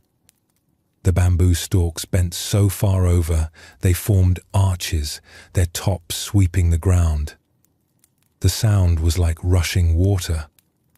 But when the wind passed, every stalk sprang back to vertical, undamaged and whole. The bamboo is not pretending to be weak, the master continued. It is genuinely strong. Its strength is in its flexibility, in its willingness to bend. It survives storms that destroy trees with harder wood. It bends to the ground and rises again, while the rigid oak cracks and falls. Ren felt something loosening inside him as he watched. He had been trying to be iron, rigid and unyielding. But his body was telling him that this kind of strength was breaking him, not building him. "Teacher, are you saying I should be weak? Should I give up when things are hard? Is the bamboo giving up when it bends? Or is it responding wisely to the reality of the wind? There is a difference between yielding and giving up. The bamboo does not stop being bamboo when it bends. It does not surrender its nature. It simply adapts its form to meet the present conditions." The master reached out and touched one of the bamboo stalks. "Feel this." Ren reached out and ran his hand along the smooth surface. It was hard and solid, as strong as wood. But when he pressed against it, it moved easily, bending away from his pressure, then straightening when he released it. "The bamboo is both hard and flexible," the master said. "This is not a contradiction. This is wisdom. It is strong in its core, but flexible in its structure. It has deep roots but moves with the wind. It stands upright but knows how to bow. Your body is trying to teach you this. When you hold yourself rigid, when you refuse to bend, when you push through pain and exhaustion without adapting, you are being like iron. And like iron under too much force, you are starting to break." They sat in silence as full darkness settled around them. The wind continued to move through the bamboo, and Ren watched the endless dance of bending and returning, yielding and rising. There was something almost hypnotic about it, something that spoke to a wisdom deeper than words. "There is a story," the master said, "about two teachers who lived in a mountain village. One was known for his incredible strength and discipline. He would fast for days, would meditate through the coldest nights without moving, would carry burdens that other men needed 3 people to lift. He was like iron, hard and unyielding. His students admired his power and tried to emulate his unbreakable nature. The other teacher seemed softer, more ordinary. He ate when he was hungry, rested when he was tired, asked for help when a burden was too heavy. Some people thought he was weak compared to the first teacher. His students sometimes wondered if they had chosen the wrong master. One winter, the harshest in living memory, came to the mountains. Snow fell for weeks without stopping. Food became scarce. The cold was brutal, relentless. The entire village struggled to survive. The first teacher continued his practices unchanged. He maintained his fasting schedule even as food grew scarce. He meditated outdoors through the freezing nights. He refused to acknowledge the severity of the conditions, believing that true strength meant never adapting, never yielding to circumstances.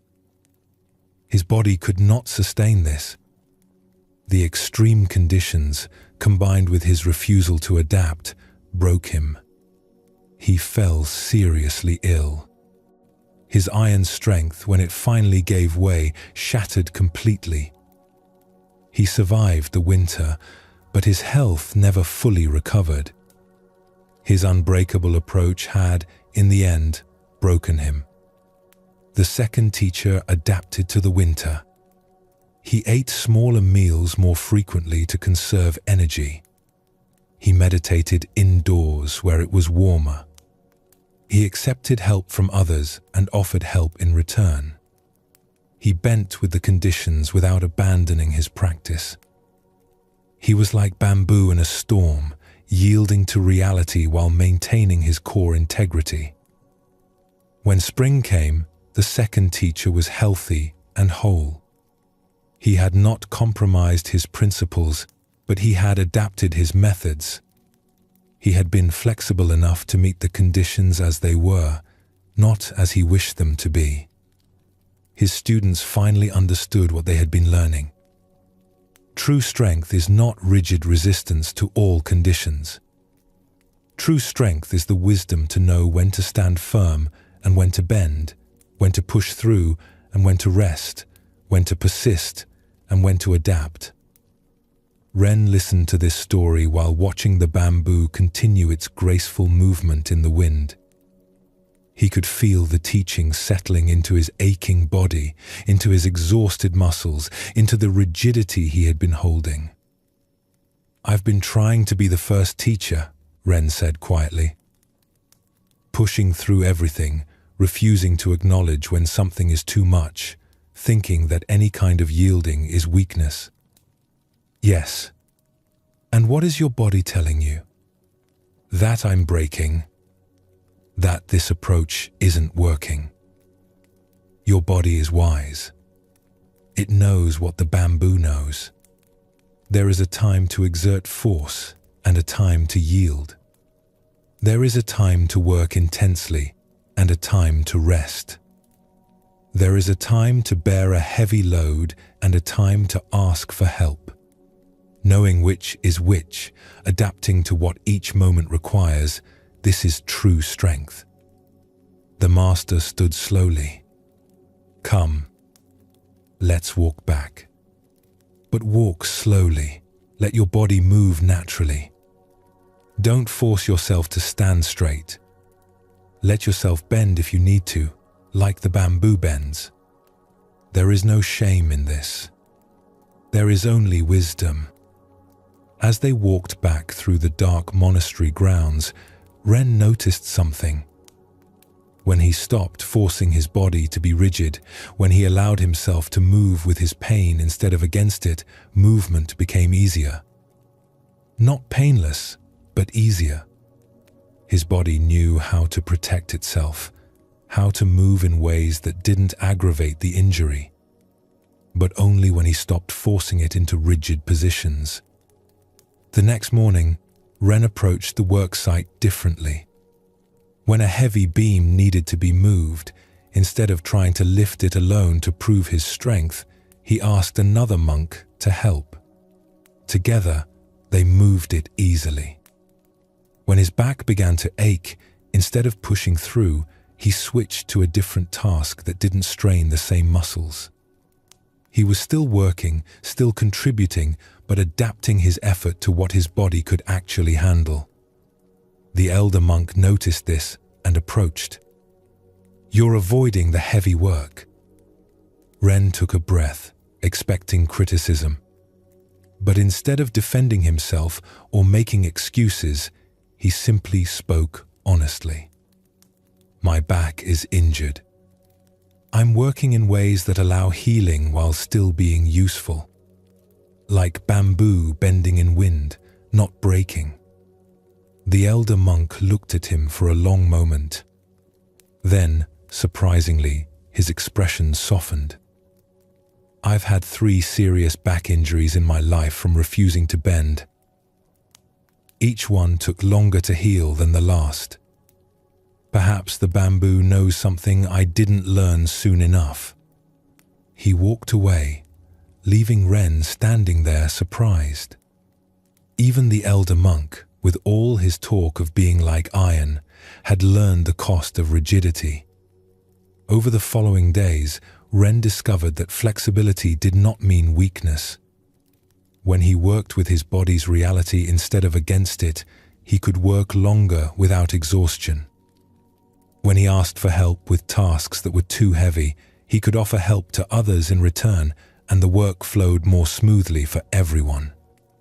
He noticed this principle extending beyond physical work. In conversations, when someone challenged his ideas, instead of rigidly defending his position, he could consider what they were saying. Sometimes he learned something new. Sometimes he changed his mind. This wasn't weakness. It was the flexibility to bend toward truth, wherever it came from. In meditation, when difficult emotions arose, instead of trying to be stronger than them, to push them away through sheer force of will, he could bend with them.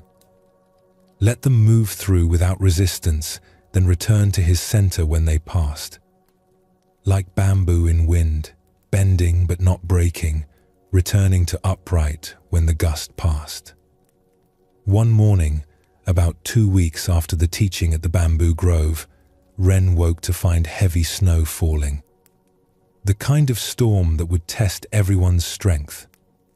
His first impulse was the old one: brace yourself, be hard, be unbreakable. But then he remembered the bamboo. He got up slowly, letting his body wake naturally. He dressed warmly instead of trying to prove he could endure cold. He ate a good breakfast instead of fasting to show discipline. When he went outside to help clear snow, he worked steadily but not frantically. When he got tired, he rested briefly rather than pushing to exhaustion. When the wind picked up and made the work harder, he waited for it to ease rather than battling directly against it. By the end of the day, he had accomplished more than usual. Not through force, but through sustainability. Not through rigid determination, but through flexible persistence. That evening, as the snow continued to fall, Ren returned to the bamboo grove. The stalks were covered in snow, their leaves weighed down with white. As he watched, the wind picked up again, and something remarkable happened. The bamboo bent under the weight of snow and the force of wind. It bent so far that the snow slid off the leaves and branches. By yielding to the wind, by bending low, the bamboo shed the weight that might have broken it. Then it straightened again, lighter and free. The master appeared beside him, also watching. See that? The bamboo does not hold onto burdens that will break it. It bends, releases what it cannot carry, and rises again. I've been holding on to so much, Ren said. Trying to carry everything without bending, without releasing anything. Thinking that asking for help or admitting struggle was weakness. And now? Now I see that the strongest thing is still standing at the end of the storm. Not the thing that never bent, but the thing that bent and returned again and again. They stood together in the falling snow, watching the bamboo's endless dance of yielding and returning. Each time the wind came, the bamboo bowed. Each time the wind passed, the bamboo rose. It never fought the wind, but the wind never destroyed it. This is one of nature's deepest teachings, the master said. Flexibility is not the opposite of strength. It is strength's highest form. The water that wears away stone is not hard. The wind that shapes mountains is not solid. The bamboo that survives the harshest storms is not rigid. The universe itself teaches this. Seasons change, weather shifts, life moves in cycles. Everything in nature knows how to adapt, how to yield, how to bend and return. Only humans get confused, thinking that strength means never changing, never adapting, never bending. Winter deepened around the monastery. More storms came, each one testing everyone's endurance. But Ren moved through them differently now. When the work was hard, he worked hard, but within his capacity. When rest was needed, he rested without guilt. When help was needed, he asked for it and offered it. His back healed slowly, but it did heal. The rigidity in his shoulders eased. His hands, which had been clenched so tightly around tools, learned to hold firmly, but not desperately. He noticed that his meditation practice deepened too. By learning flexibility in his body, he learned flexibility in his mind. Thoughts and feelings could arise without him having to be stronger than them, without him having to fight them off through rigid control. He could bend with them, let them move through, and return to his center. One afternoon, during a particularly harsh storm, Ren was in the meditation hall when he heard a loud crack from outside. He went to investigate and found that one of the old pine trees near the monastery gate had broken. A massive branch, as thick as a man's torso, had snapped under the weight of ice and wind. It lay on the ground, leaving a jagged wound in the tree. The master was already there, looking at the fallen branch. Other monks gathered around, discussing how to clear it away. The pine refused to bend, the master said quietly to Ren. "See how rigid its wood is? Strong, yes, but not flexible. When the weight became too much, it had no choice but to break." They walked together to the bamboo grove nearby. The bamboo was buried under snow and ice, the stalks bent almost completely horizontal under the weight. Some of them touched the ground, arched over like green bridges. "Look at this," the master said. "The bamboo carries as much weight as the pine branch did. Maybe more. But see how it responds?" As they watched, the wind shifted slightly, and one of the bamboo stalks moved just enough that the snow slid off. Freed from the weight, the stalk sprang partway upright, though still bent from the remaining snow. Gradually, as more snow fell or shifted, more stalks began to release their burdens and rise. "The bamboo knows something the pine does not," the master said. "It knows that you do not have to carry every burden to its breaking point. You can bend, release what is too heavy, and return." The pine tried to hold everything until it could hold no more, and then it broke. Ren thought about his own life. How often had he been like the pine branch? Holding on to everything, carrying every burden, refusing to bend or release anything until finally something broke? His back had been like that branch, holding rigid under too much weight until it gave way. "Teacher, how do we know when to bend? How do we know when we're carrying too much?" "Your body tells you." "Your mind tells you. But you have to listen." The pine branch had signals, small cracks and strains that appeared days before it broke. But a tree cannot respond to these signals. It has no choice but to hold until it breaks. You have a choice. You can feel when the weight is becoming too much, and you can choose to bend, to release some of the burden before you break. The master led Ren back to the broken pine. "There is something else to learn here. Look at the tree itself." Ren looked at the trunk. Despite the broken branch, the tree stood strong. The wound where the branch had torn away was ugly and raw, but the tree still lived. "Sometimes," the master said, "we hold rigid for so long that something does break. This is not the end. The tree will heal. The wound will close over time. New branches will grow. But healing takes longer than bending would have taken, and the scar remains. When you injured your back, this was like the branch breaking. It happened because you held rigid too long. But you are healing now. And you carry the lesson in your body. The scar, when it fully heals, will be a teacher. It will remind you to bend before breaking. They stood in silence, watching snow continue to fall on the damaged tree and the flexible bamboo. Two different approaches to the same storm. One had broken and would heal. The other bent and remained whole. "I don't want to break again," Ren said. "Then practice being like bamboo.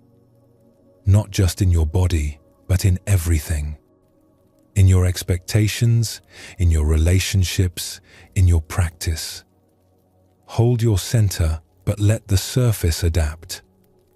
Be strong in your principles, but flexible in your methods. Know what is essential and what can be released."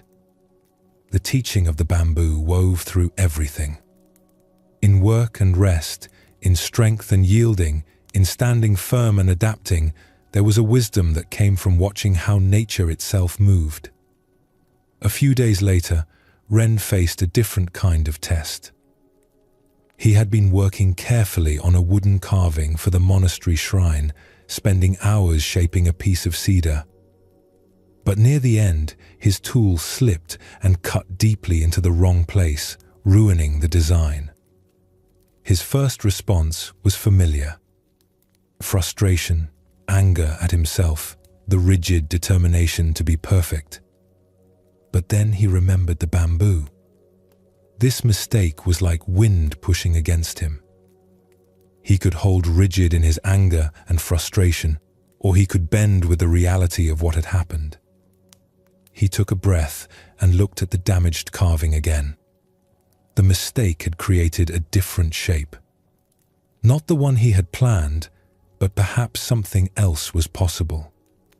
Instead of forcing the wood back to his original vision, he adapted.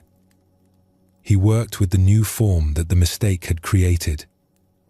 The final carving was different from what he had intended. But it had a natural quality, a sense of spontaneity that his careful planning might not have achieved. The mistake, met with flexibility rather than rigidity, had become a teacher. He thought about what the master had said about the bamboo releasing burdens. He had released his rigid attachment to the original plan, and something new had emerged. This was another way of bending. Not just in body, but in expectations, in attachment to outcomes, in the tight grip of control.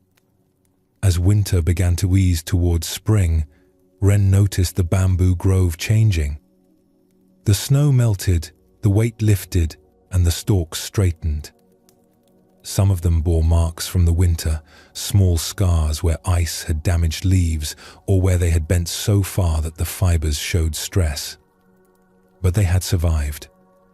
They stood green and whole, ready for another season. The broken pine branch had been cleared away. The tree showed new growth around its wound, slowly healing the damage.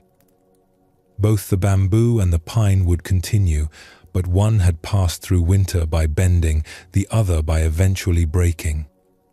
Both were lessons. Both were teachers. Ren sat one evening in the bamboo grove, watching the stalks move in the early spring wind.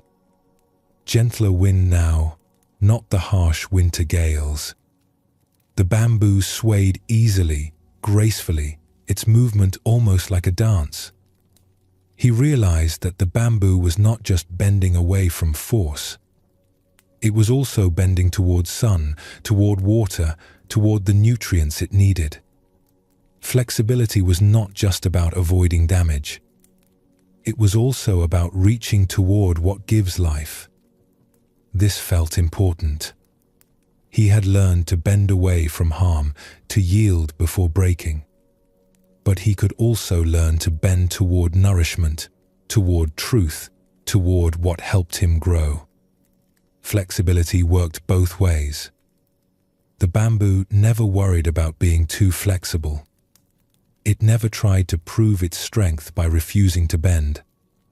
It simply responded to each moment with its own nature, bending when the wind came, rising when the wind passed, reaching towards sunlight, drinking rain when it fell. This was enough. This was everything. Take a gentle breath now. Feel your body in this moment. Notice if there is any rigidity anywhere. Not to judge it, but simply to notice. What would it feel like to soften just slightly? To allow a little more flexibility? Let yourself rest now in this understanding. Let any rigidity you've been holding soften just a little. You don't need to be unbreakable. You need to be flexible enough to bend and return. The bamboo has been teaching this lesson for millions of years, standing through countless storms, yielding and rising again and again and again. Spring had fully arrived at the monastery. The snow had melted from all but the highest peaks, and green had returned to the mountain slopes. Flowers bloomed in the gardens, and birds filled the morning air with song. It was a season of renewal, of beginning again. But Ren found himself troubled by thoughts that would not leave him alone. A conversation from weeks ago kept replaying in his mind. He had spoken carelessly to another monk, and though they had resolved the matter, his mind kept returning to it. Over and over, the same words, the same embarrassment, the same wish that he had handled it differently. And it was not just this one memory. Other thoughts circled through his mind like birds that would not land. Worries about his practice, questions about his progress, doubts about whether he was truly learning anything or just going through motions. Each thought would arrive, occupy his attention, and then another would come to replace it. During meditation, instead of finding peace, he found himself caught in these mental loops. The same thoughts returning again and again, as if his mind were a wheel turning through the same grooves. He would push one thought away, and it would return minutes later. He would try to focus on his breath and find himself lost in thought moments after. It was exhausting. His mind felt crowded, noisy, restless. And the harder he tried to quiet it, the louder it seemed to become. One morning after a particularly difficult meditation, Ren found the master sweeping the path outside the meditation hall. "Teacher, my mind will not be still. The same thoughts keep returning, no matter how hard I try to let them go. It feels like I'm making no progress at all. Like everything I've learned has disappeared."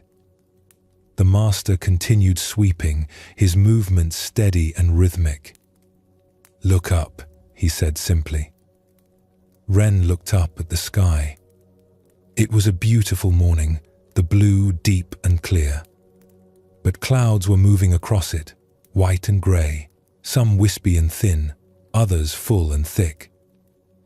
"What do you see?" "Clouds, moving across the sky.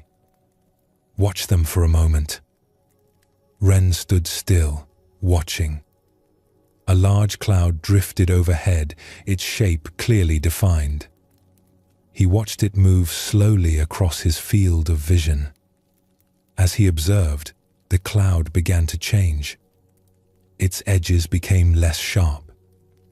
Parts of it seemed to dissolve into the blue.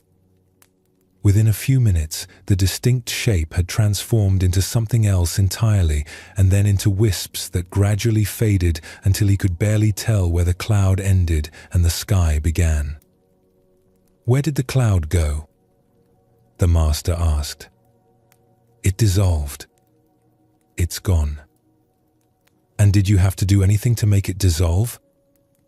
"No. It happened by itself." The master leaned the broom against the wall. "Come with me. Let's watch the clouds for a while. They walked to an open area on the monastery grounds where the view of the sky was wide and unobstructed. The master sat on the grass, and Ren joined him. Together they lay back, looking up at the vast expanse above them. Clouds moved steadily across their vision. Some were small and quick, racing across the blue. Others were large and slow, taking several minutes to pass. Some were white and light, others grey and heavy-looking. Each one was different, and each one kept changing as it moved. "Your thoughts are like these clouds," the master said. "They appear in the sky of your awareness. They move across it. They change shape. And eventually they dissolve. You do not make them appear, and you do not make them disappear. They come and go by themselves." Ren watched a particularly large cloud drift overhead. "But my thoughts feel more solid than clouds. They feel heavy and persistent. The same ones keep coming back. Look at that large grey cloud there. Does it look solid to you?" "Yes. It looks heavy and thick. And yet it is made of nothing but water vapor and air. If you could pass through it, your hand would find nothing solid at all. The appearance of solidity is an illusion. The cloud has no more substance than the air around it. It only appears dense and heavy." The master pointed to another cloud. "That one looks like it will stay in the sky forever. But watch it." They watched in silence. Slowly, the cloud's edges began to blur. Parts of it thinned and faded. Within 10 minutes, the cloud that had looked so permanent had almost completely dissolved. "Thoughts are the same," the master said. "They appear solid and lasting, but they are made of nothing substantial. They are patterns of energy moving through awareness, no more solid than these clouds moving through the sky. And like clouds, they naturally dissolve when you stop trying to hold on to them or push them away." A dark cloud moved across the sun, and the light changed. Everything became dimmer, cooler. Shadows disappeared.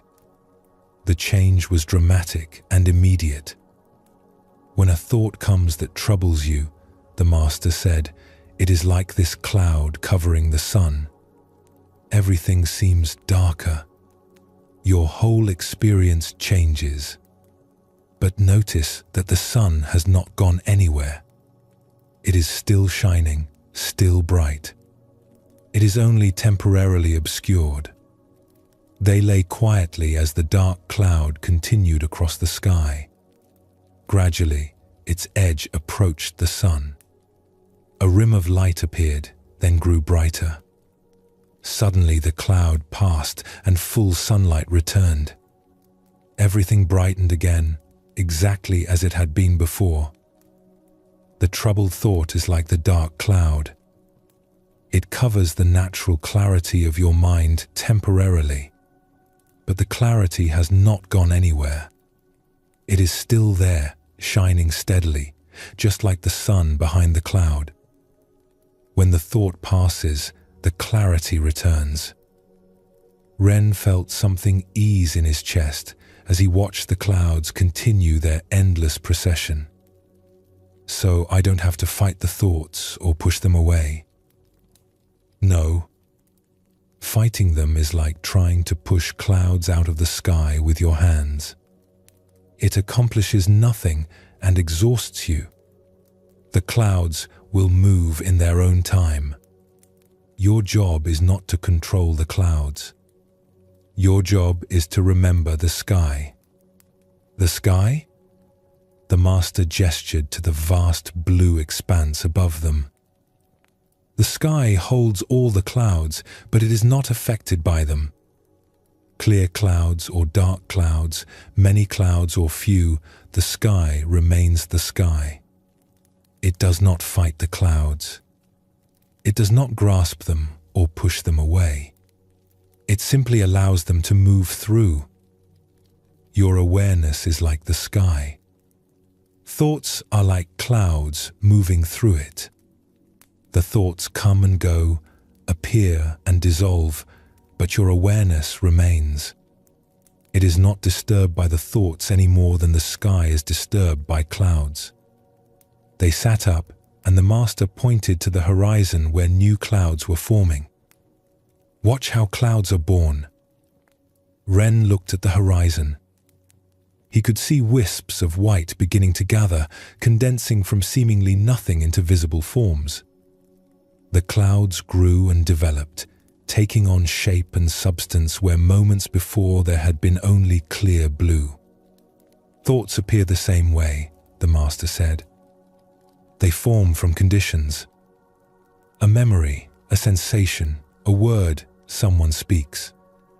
Conditions come together and a thought forms, just as water vapor and temperature come together and a cloud forms. The thought seems to come from nowhere, but it arises from causes like everything else in nature. A story came to the master then, and they settled more comfortably on the grass. There was once a woman who lived near the sea.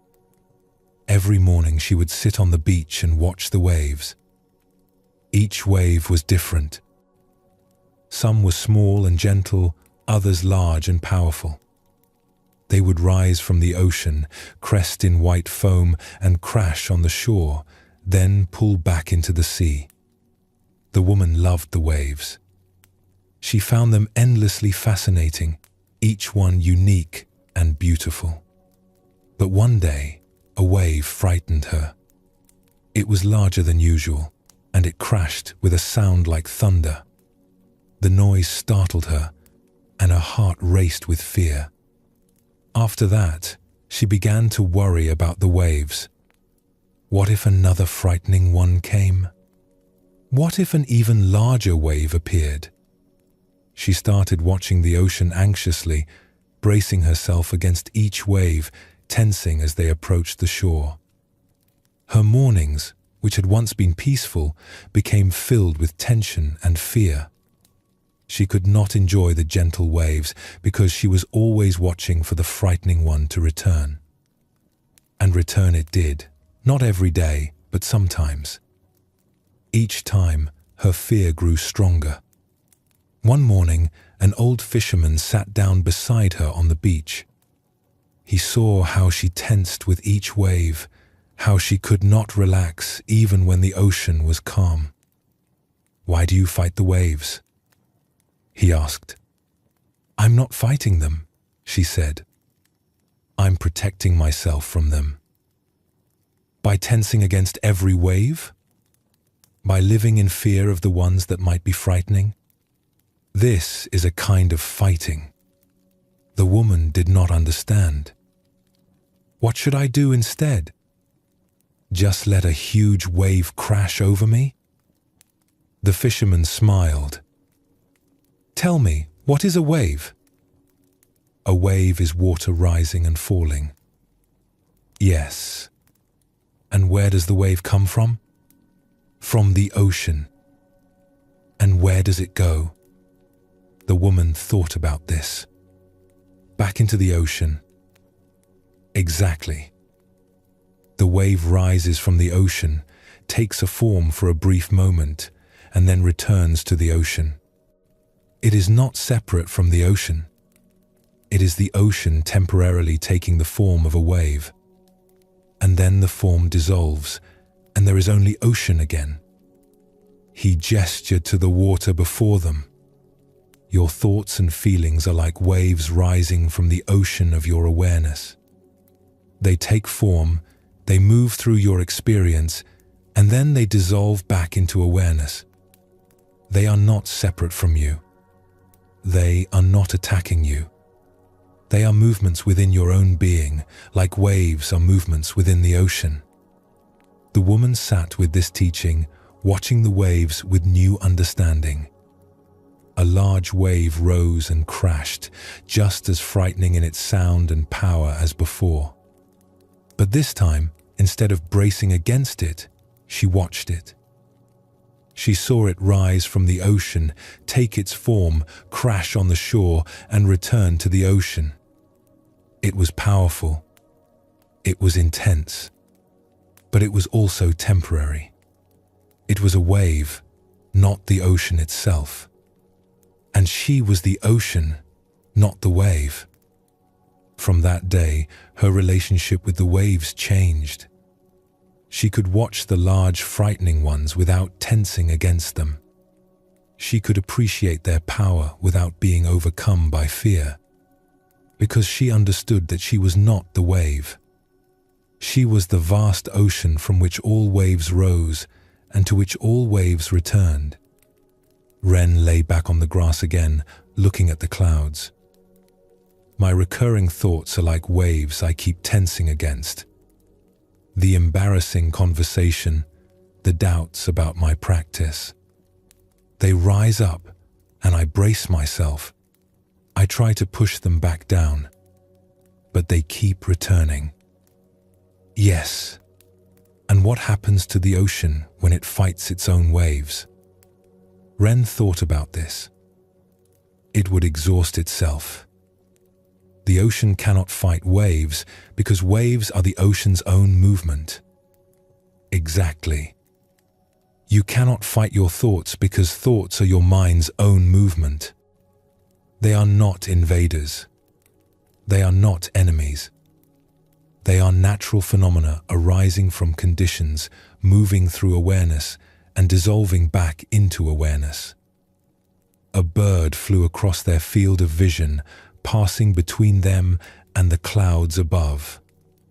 For a moment it was clearly visible against the white, and then it flew into clear blue and became harder to see. "Notice that bird," the master said. "It moves through the sky just as the clouds do. But we do not call it a sky bird. We know it is separate from the sky, moving through it. But clouds are not separate from the sky.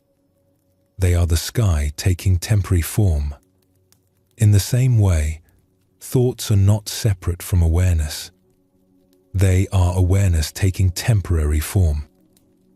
So when I identify with a thought, when I think I am this anxiety or I am this doubt, I'm making a mistake. You are forgetting the sky. You are identifying with the cloud instead of recognizing yourself as the vast space in which clouds appear. The cloud is real, but it is not what you are. You are what holds the cloud, not the cloud itself. They stood and began walking back toward the monastery. Above them, clouds continued their constant movement. New ones forming, old ones dissolving, some changing shape so gradually it was hard to see, others transforming quickly from one form to another. This is why meditation is sometimes called sky practice, the master said. You learn to rest as the sky while clouds of thought move through.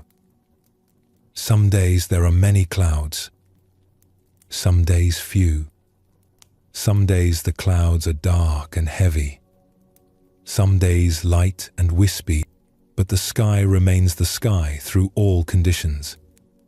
When you sit in meditation and thoughts come, you are not failing at meditation. The sky is not failing at being sky when clouds appear. Thoughts appearing in awareness is as natural as clouds appearing in sky. The practice is to remain as the sky, spacious and allowing, while the weather of your mind moves through. They reached the meditation hall. The master paused before entering. Try this. Tonight, when you meditate, do not try to stop thoughts or push them away. Instead, practice being the sky. Notice when a thought appears, like noticing a cloud. Watch it move through. See how it changes. Observe when it begins to dissolve. And keep noticing the space in which all of this is happening. The space? the awareness that holds everything, the sky behind all the clouds, that which is aware of the thoughts, but is not the thoughts themselves. That evening, Ren sat for meditation with this new understanding. At first, his mind was as busy as ever. The familiar recurring thoughts appeared. The embarrassing conversation, the doubts about his practice, worries about tomorrow. But instead of fighting them or being caught by them, he tried to watch them like clouds. This thought about the conversation appeared. It moved across his awareness. It began to change, other details emerging, the emphasis shifting. And then, as he simply watched without engaging, it began to fade. Another thought arose to replace it, as new clouds form when old ones dissolve. A worry about his meditation not being good enough. He watched this thought too, noticed its shape, its quality, saw how it created a feeling in his body, a tightness in his chest. And as he watched without grasping or pushing away, this thought too began to dissolve. It was not that the thoughts stopped coming. They continued to arise. But there was a difference now. He was not in the thoughts.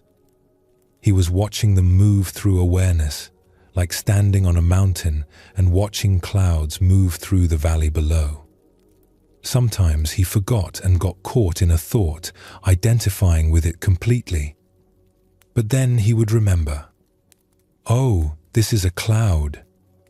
I am the sky." And in that remembering, he would find space again, find that clear awareness that held everything without being disturbed by anything. The practice continued over the following days. Ren found himself naturally watching his mind the way he had watched the clouds.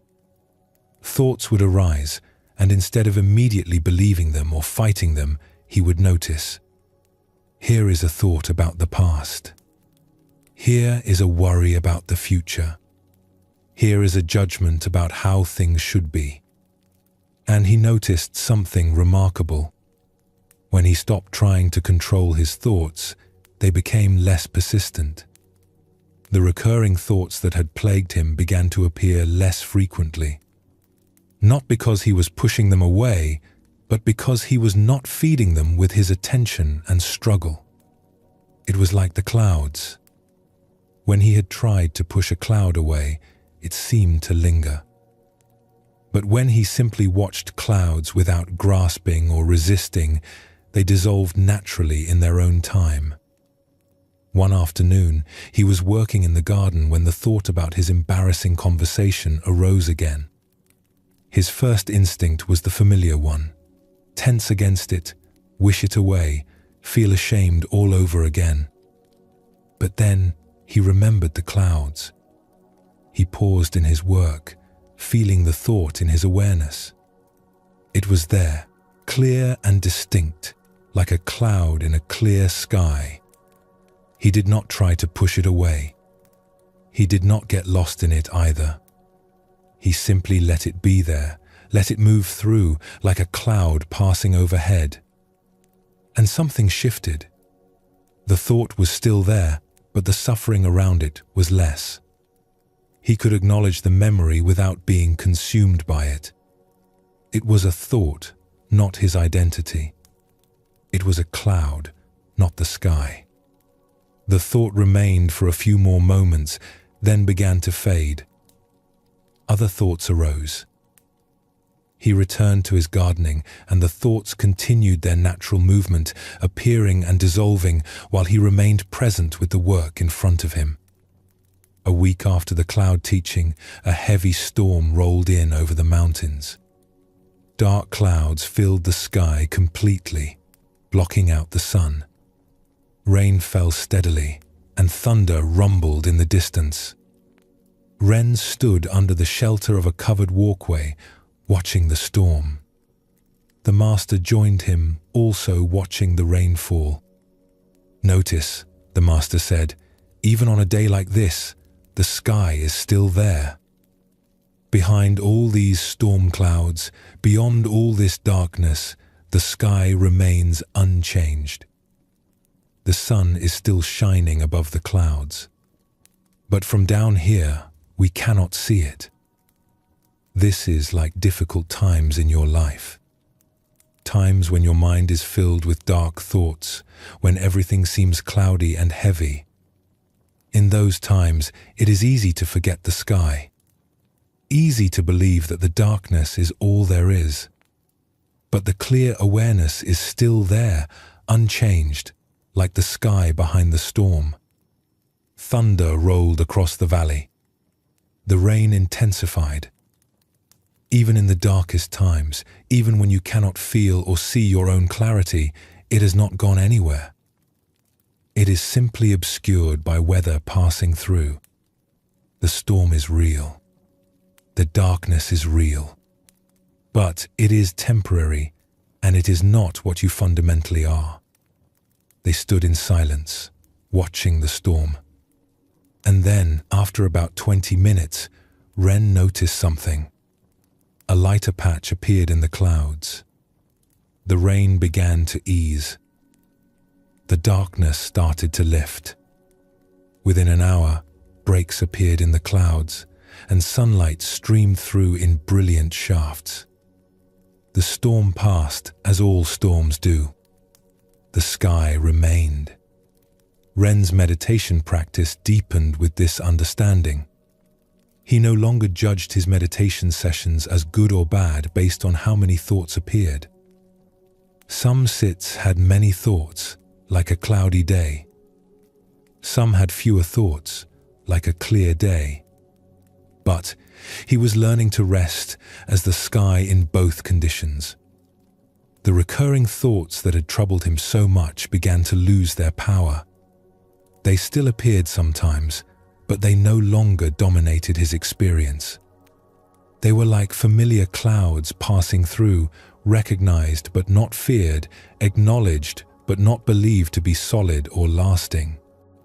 He noticed this principle extending beyond meditation into his whole day.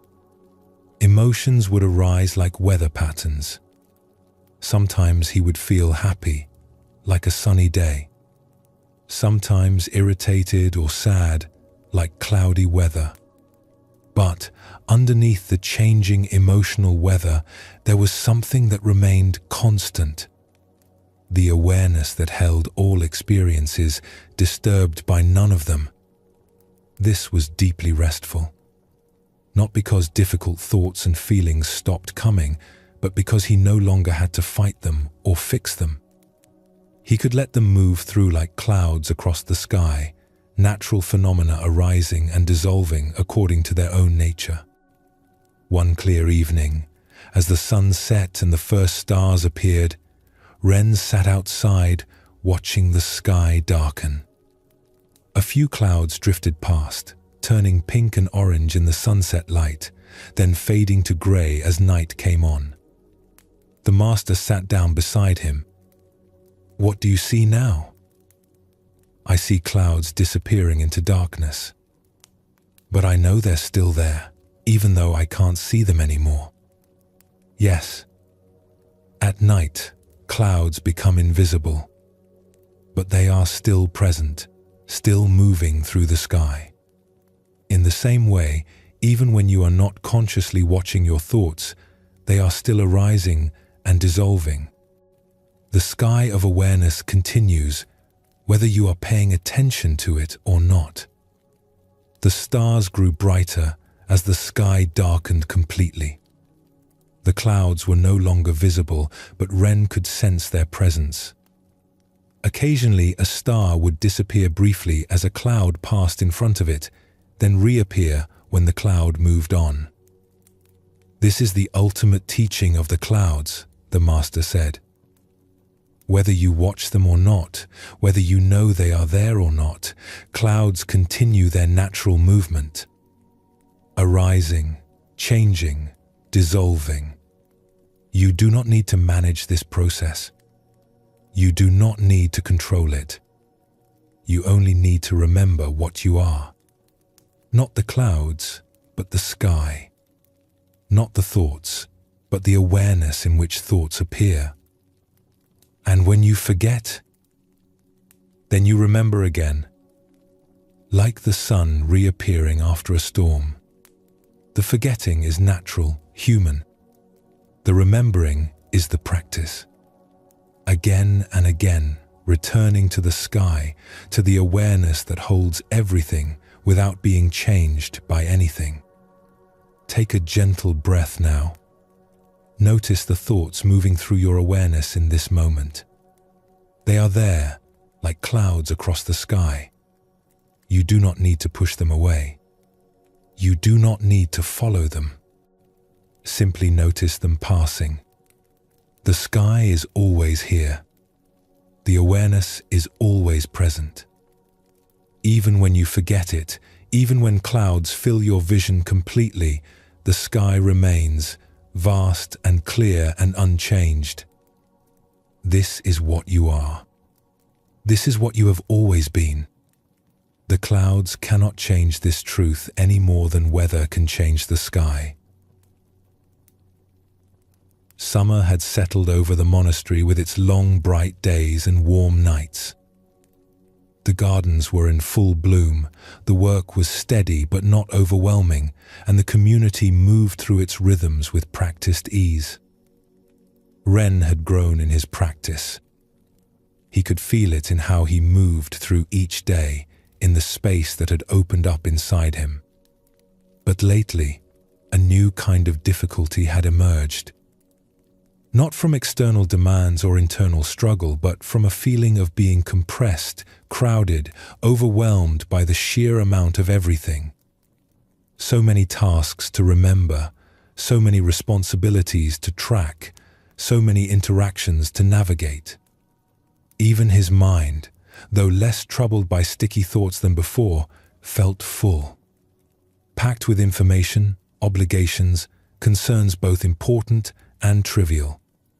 He felt like a storage room crammed with too many items. Everything had its place, everything was managed, but there was no room left for anything new. No space to breathe. No emptiness in which something unexpected might arise. One morning after work assignments were given, Ren felt the pressure of this fullness acutely. His day was scheduled completely. Morning work, then study, then afternoon tasks, then evening practice. Every hour accounted for, every moment filled with something that needed to be done or attended to or remembered. He sat on a bench outside the meditation hall, feeling the weight of it all pressing down on him. Not in a way that was painful exactly, but in a way that felt stifling. Like there was no room left for life to simply unfold. The master found him there, sitting with his shoulders slightly hunched, his eyes fixed on the ground. "You look compressed," the master observed, sitting down beside him. "That's exactly how I feel. Like everything is pressing in, and there's no space left.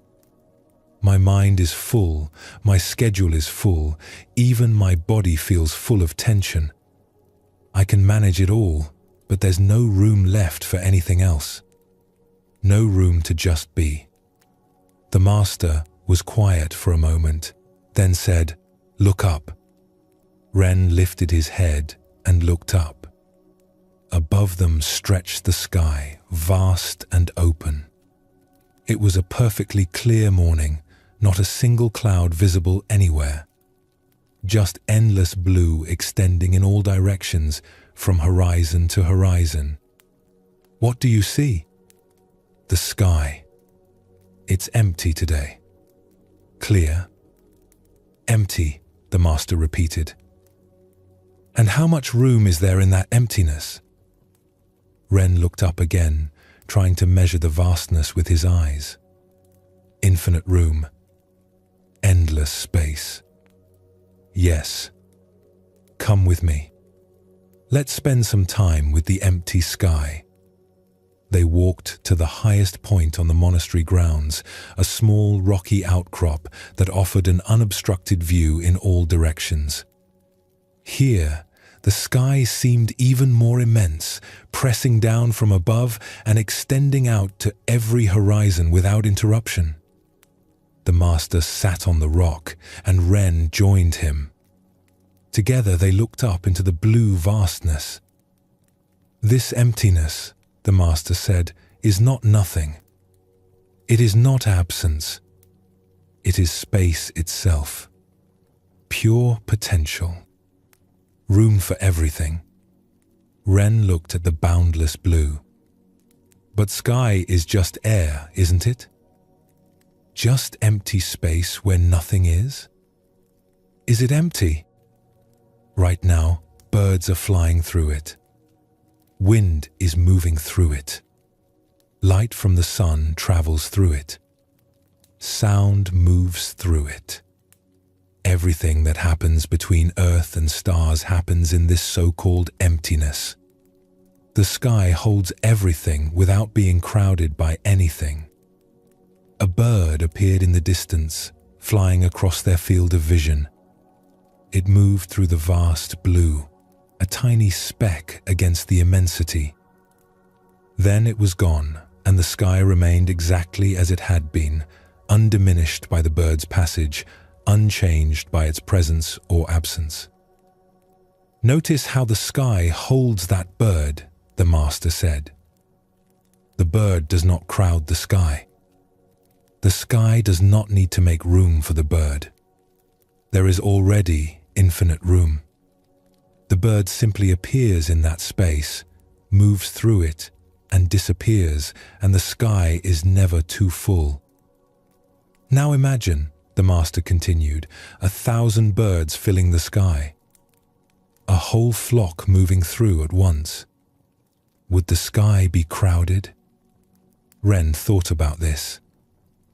No. Even with 1,000 birds, or 10,000, the sky would still have room. Exactly. The sky's capacity is not diminished by how much it holds. This is the nature of true emptiness. It is not empty because nothing is in it. It is empty because it has room for everything, and that room never runs out. They sat in silence, looking up. Ren tried to feel the spaciousness of the sky, tried to sense what it would be like to have that kind of room inside himself. "Your mind is like the sky," the master said. "It has this same infinite capacity. But you have forgotten this. You experience your mind as full because you are holding on to everything that passes through it. Imagine if the sky tried to hold on to every bird that flew through it, every cloud that formed in it, every ray of light that traveled through it. There would be no room left. The sky would feel crowded and compressed. But the sky does not hold on to anything. It allows everything to pass through. And because it allows everything to pass through, it is never full. It is always empty, always spacious, always ready for whatever comes next." Ren felt something shift in his understanding. "I'm trying to hold on to everything. Every task, every obligation, every bit of information. Even when something is finished, I'm still carrying it. Yes. And this creates the experience of fullness, of being crowded. But if you could release what has passed, the way the sky releases the bird that has flown through it, there would be space again. Constant, renewable space." The master pointed to the horizon. "See how the sky meets the earth? The sky goes on beyond what we can see.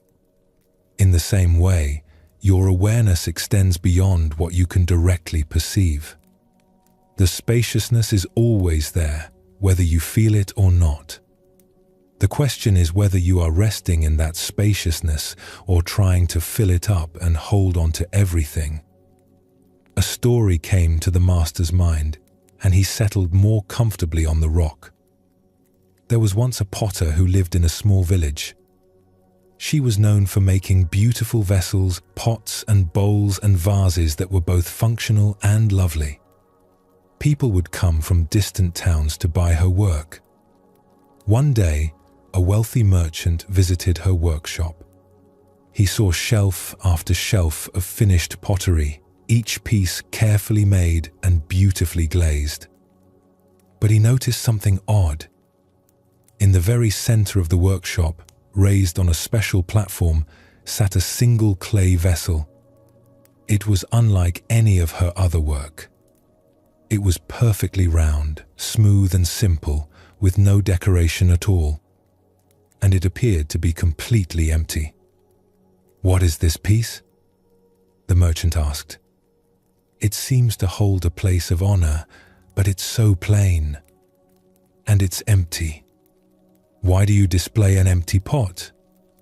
The potter smiled. "That is not an empty pot. That is the most important piece in my workshop." "But there's nothing in it," the merchant protested. "Exactly," said the potter. "Tell me, what makes a pot useful?" The merchant thought about this. "The clay, I suppose. The craftsmanship. The beauty of its form. Those things make it admirable," the potter agreed. "But what makes it useful?" The merchant looked confused. "A pot is useful," the potter explained, "because of the emptiness inside it. The clay creates a boundary, a shape. But the function of a pot comes from the space within. Without that empty space, you cannot put water in it. You cannot store grain in it. You cannot use it for anything at all. The emptiness is not the absence of usefulness. The emptiness is the usefulness itself." She picked up the simple vessel from its platform and held it out. "This pot reminds me of the most important thing in my work.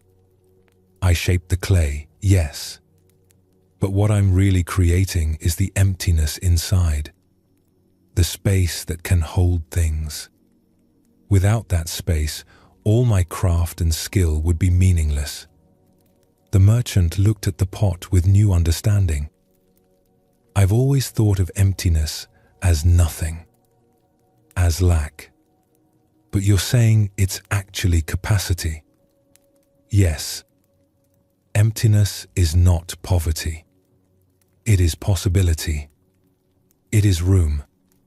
It is the space in which things can exist and be held." The merchant bought several of the potter's vessels that day, but he kept thinking about the simple empty pot on the platform. A few weeks later, he returned. "I've been thinking about what you said," he told the potter. "About emptiness being capacity.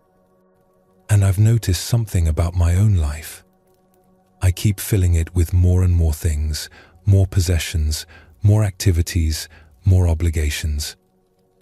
I thought that's what would make me happy, to have a full life. But instead I feel crowded and anxious, like there's no room for me in my own life anymore." The potter nodded. "You are like a pot that is already completely full. When something new wants to enter your life, when an opportunity appears or a moment of joy arises, there is no room for it. You have filled all the space with what you've accumulated. So what should I do? Get rid of everything? Not necessarily. But perhaps create some emptiness, some space, some room for the unexpected, the spontaneous, the new. A pot must have empty space to be useful. A life must have empty space to be lived." The merchant took this teaching to heart. He began to create spaces of emptiness in his days. Mornings where nothing was scheduled. Rooms in his house that contained only space, no furniture or possessions. Times when he would simply sit and allow whatever wanted to arise, without forcing or filling. At first, the emptiness felt uncomfortable. He was so used to fullness that space felt like something wrong, something that needed to be fixed. But gradually, he began to appreciate the emptiness itself. The way it allowed for spontaneity, for rest, for things to emerge that could never appear in a crowded life. He realized that the potter had taught him something profound. The value is not in how much you can accumulate and hold. The value is in how much space you can maintain for life itself to flow through. Ren listened to this story while looking up at the vast, empty sky. He could feel how his own life had become like an overfilled pot. Every moment accounted for, every hour claimed by some task or obligation. There was no empty space left for anything unexpected to arise. Teacher, I understand the teaching. But practically, how do I create this emptiness? My responsibilities are real. The tasks need to be done. I can't just abandon everything. The potter did not abandon her craft, the master said. She still made pots, still filled her workshop with work. But she maintained an empty space at the center. She remembered what made everything else possible. In your own life, you do not need to abandon your responsibilities. But you can stop trying to hold on to everything that has already passed. When a task is complete, let it go completely instead of carrying it forward in your mind. When a moment has finished, release it rather than adding it to the pile of accumulated moments you're storing. The master gestured to the sky. The sky does not become less spacious by allowing things to pass through it. Your mind does not become less capable by releasing what has already happened. In fact, it becomes more capable because there is space for what is actually present. They sat in silence for a long time, just being with the vast, empty sky. Ren tried to feel into that quality of spaciousness. What would it be like to have that much room inside? To not feel compressed and crowded, but open and available? As he sat, he began to notice something. His breathing had more space in it. Instead of quick, shallow breaths, there was room for deeper, slower breathing. And with that, his chest felt less tight. His shoulders dropped slightly. The physical sensation of compression began to ease. "You're discovering something," the master observed.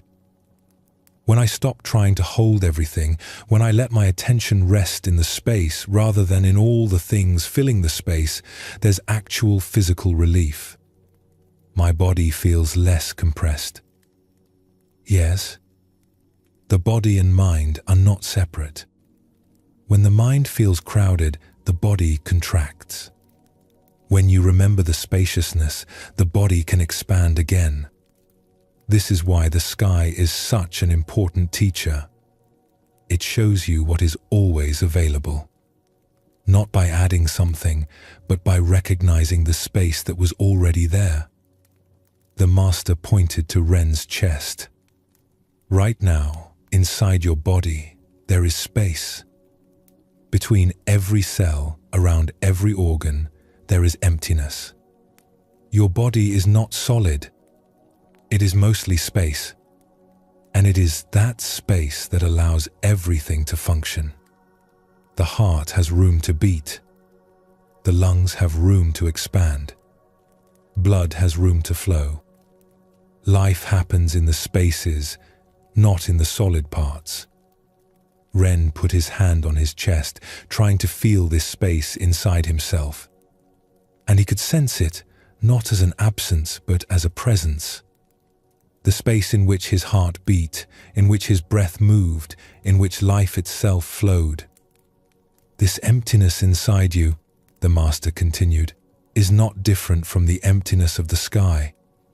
It is the same space, the same capacity, the same infinite room for whatever needs to arise.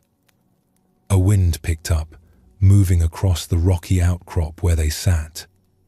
Ren felt it touch his face, move through his hair, flow past his body. The wind was invisible, but he could feel its presence clearly.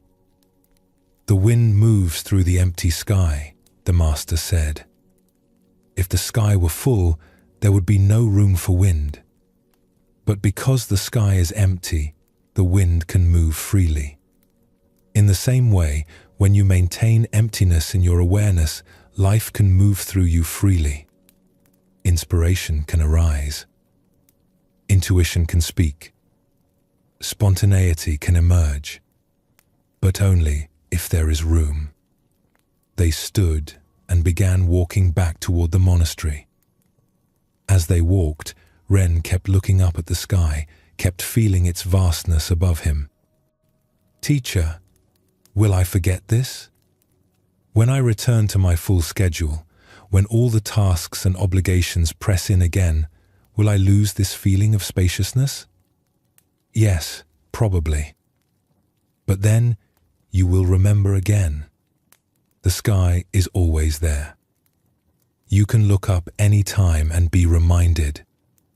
And gradually, you will learn to maintain the awareness of spaciousness even when you are busy. Not by doing less, but by releasing what has passed and staying present with what is." That afternoon, Ren went about his tasks with a different quality. When he finished one job, instead of immediately carrying it forward in his mind while starting the next, he paused. Just for a moment. A tiny space between tasks. In that space, he could feel the emptiness, the room, the capacity for the next thing to arise fresh. It was subtle, but it changed everything. Each task felt less like another item being added to an already overfull container. Each moment felt more like something arising in vast space and then dissolving back into that space when it was complete. During evening meditation, Ren sat with an awareness of the empty space. Not trying to create it, but recognizing it was already there. The space in which thoughts arose. The space in which sensations appeared. The space in which his entire experience was happening. Thoughts still came, but they seemed less substantial, less solid. They were like birds flying through the sky, present for a moment and then gone, leaving the space unchanged. A memory arose of something he had said wrong earlier in the day. Usually, he would grasp this memory, hold it, turn it over and over in his mind. But now he watched it appear in the space of awareness, watched it exist for a moment, and then watched it dissolve back into space. It came and went, and the space remained. This was deeply restful. Not because nothing was happening, but because he was not trying to hold on to everything that happened. There was room for experience to arise and pass endlessly, without ever becoming crowded. Over the following days, Ren practiced maintaining this awareness of spaciousness. It was not always easy. His habit of filling every moment, of holding on to everything, was strong. But each time he remembered to look up at the sky, each time he paused between tasks, he could feel the space again. He began to notice spaciousness in other places too. The silence between sounds, the pause between breaths, the gap between one thought ending and another beginning. These tiny spaces had always been there, but he had never paid attention to them. Now he saw that these spaces were not empty nothingness. They were the very ground in which everything else arose. One morning, he woke before dawn and went outside. The sky was still dark, filled with stars. He lay on his back in the grass and looked up. The stars seemed infinitely distant, separated by vast reaches of black space. But it was the space between the stars that allowed him to see the stars at all. Without that darkness, without that emptiness, the stars would be invisible. The Master appeared and lay down beside him. Beautiful, isn't it? I never appreciated the empty space before, Ren said. I only looked at the stars. But now I can see that the emptiness is just as important. Maybe more important. In art, the Master said, this is called negative space. The empty areas that define and give meaning to the filled areas. A painting is not just the brushstrokes. It is also the empty canvas showing through. A piece of music is not just the notes. It is also the silence between the notes. The emptiness is not the absence of the thing. It is what allows the thing to exist and be perceived. In your life, the emptiness is not the absence of living. It is what allows life to happen. Without space, there is no room for anything new to emerge. Without pauses, there is no room for rest or reflection. Without silence, there is no room for listening or understanding. As the sky began to lighten with approaching dawn, they sat up and watched the transformation. The stars faded one by one, not because they stopped existing, but because the growing light made them invisible. The darkness that had made them visible was replaced by the blue brightness of day. The emptiness takes different forms, the Master said. Sometimes it appears as darkness, like the night sky. Sometimes as brightness, like the blue day sky. But in both cases, it is the same essential space, the same infinite capacity to hold whatever arises. The sun rose, and the whole sky filled with color. Orange and pink and gold painted across the blue. But underneath all that color, the space remained. The vastness that could hold sunrise and sunset, storm and calm, day and night, without ever being diminished or crowded. This is what you are, the Master said quietly. Not the changing content, but the unchanging space. Not the thoughts and feelings and experiences that come and go, but the vast awareness in which all of that appears. The sky is not separate from you. It is showing you your own nature. Ren felt tears come to his eyes, though he could not say exactly why. Something about this teaching touched him deeply. All his life he had been trying to be something, to become someone, to fill himself with achievements and understanding and worthiness. But here was a teaching that said his true nature was not what he could accumulate, but the space itself. The emptiness that was already complete, already whole, already infinite. I've been trying to prove my worth by how much I could hold, Ren said quietly. How much I could accomplish, how much I could carry, how full I could make my life.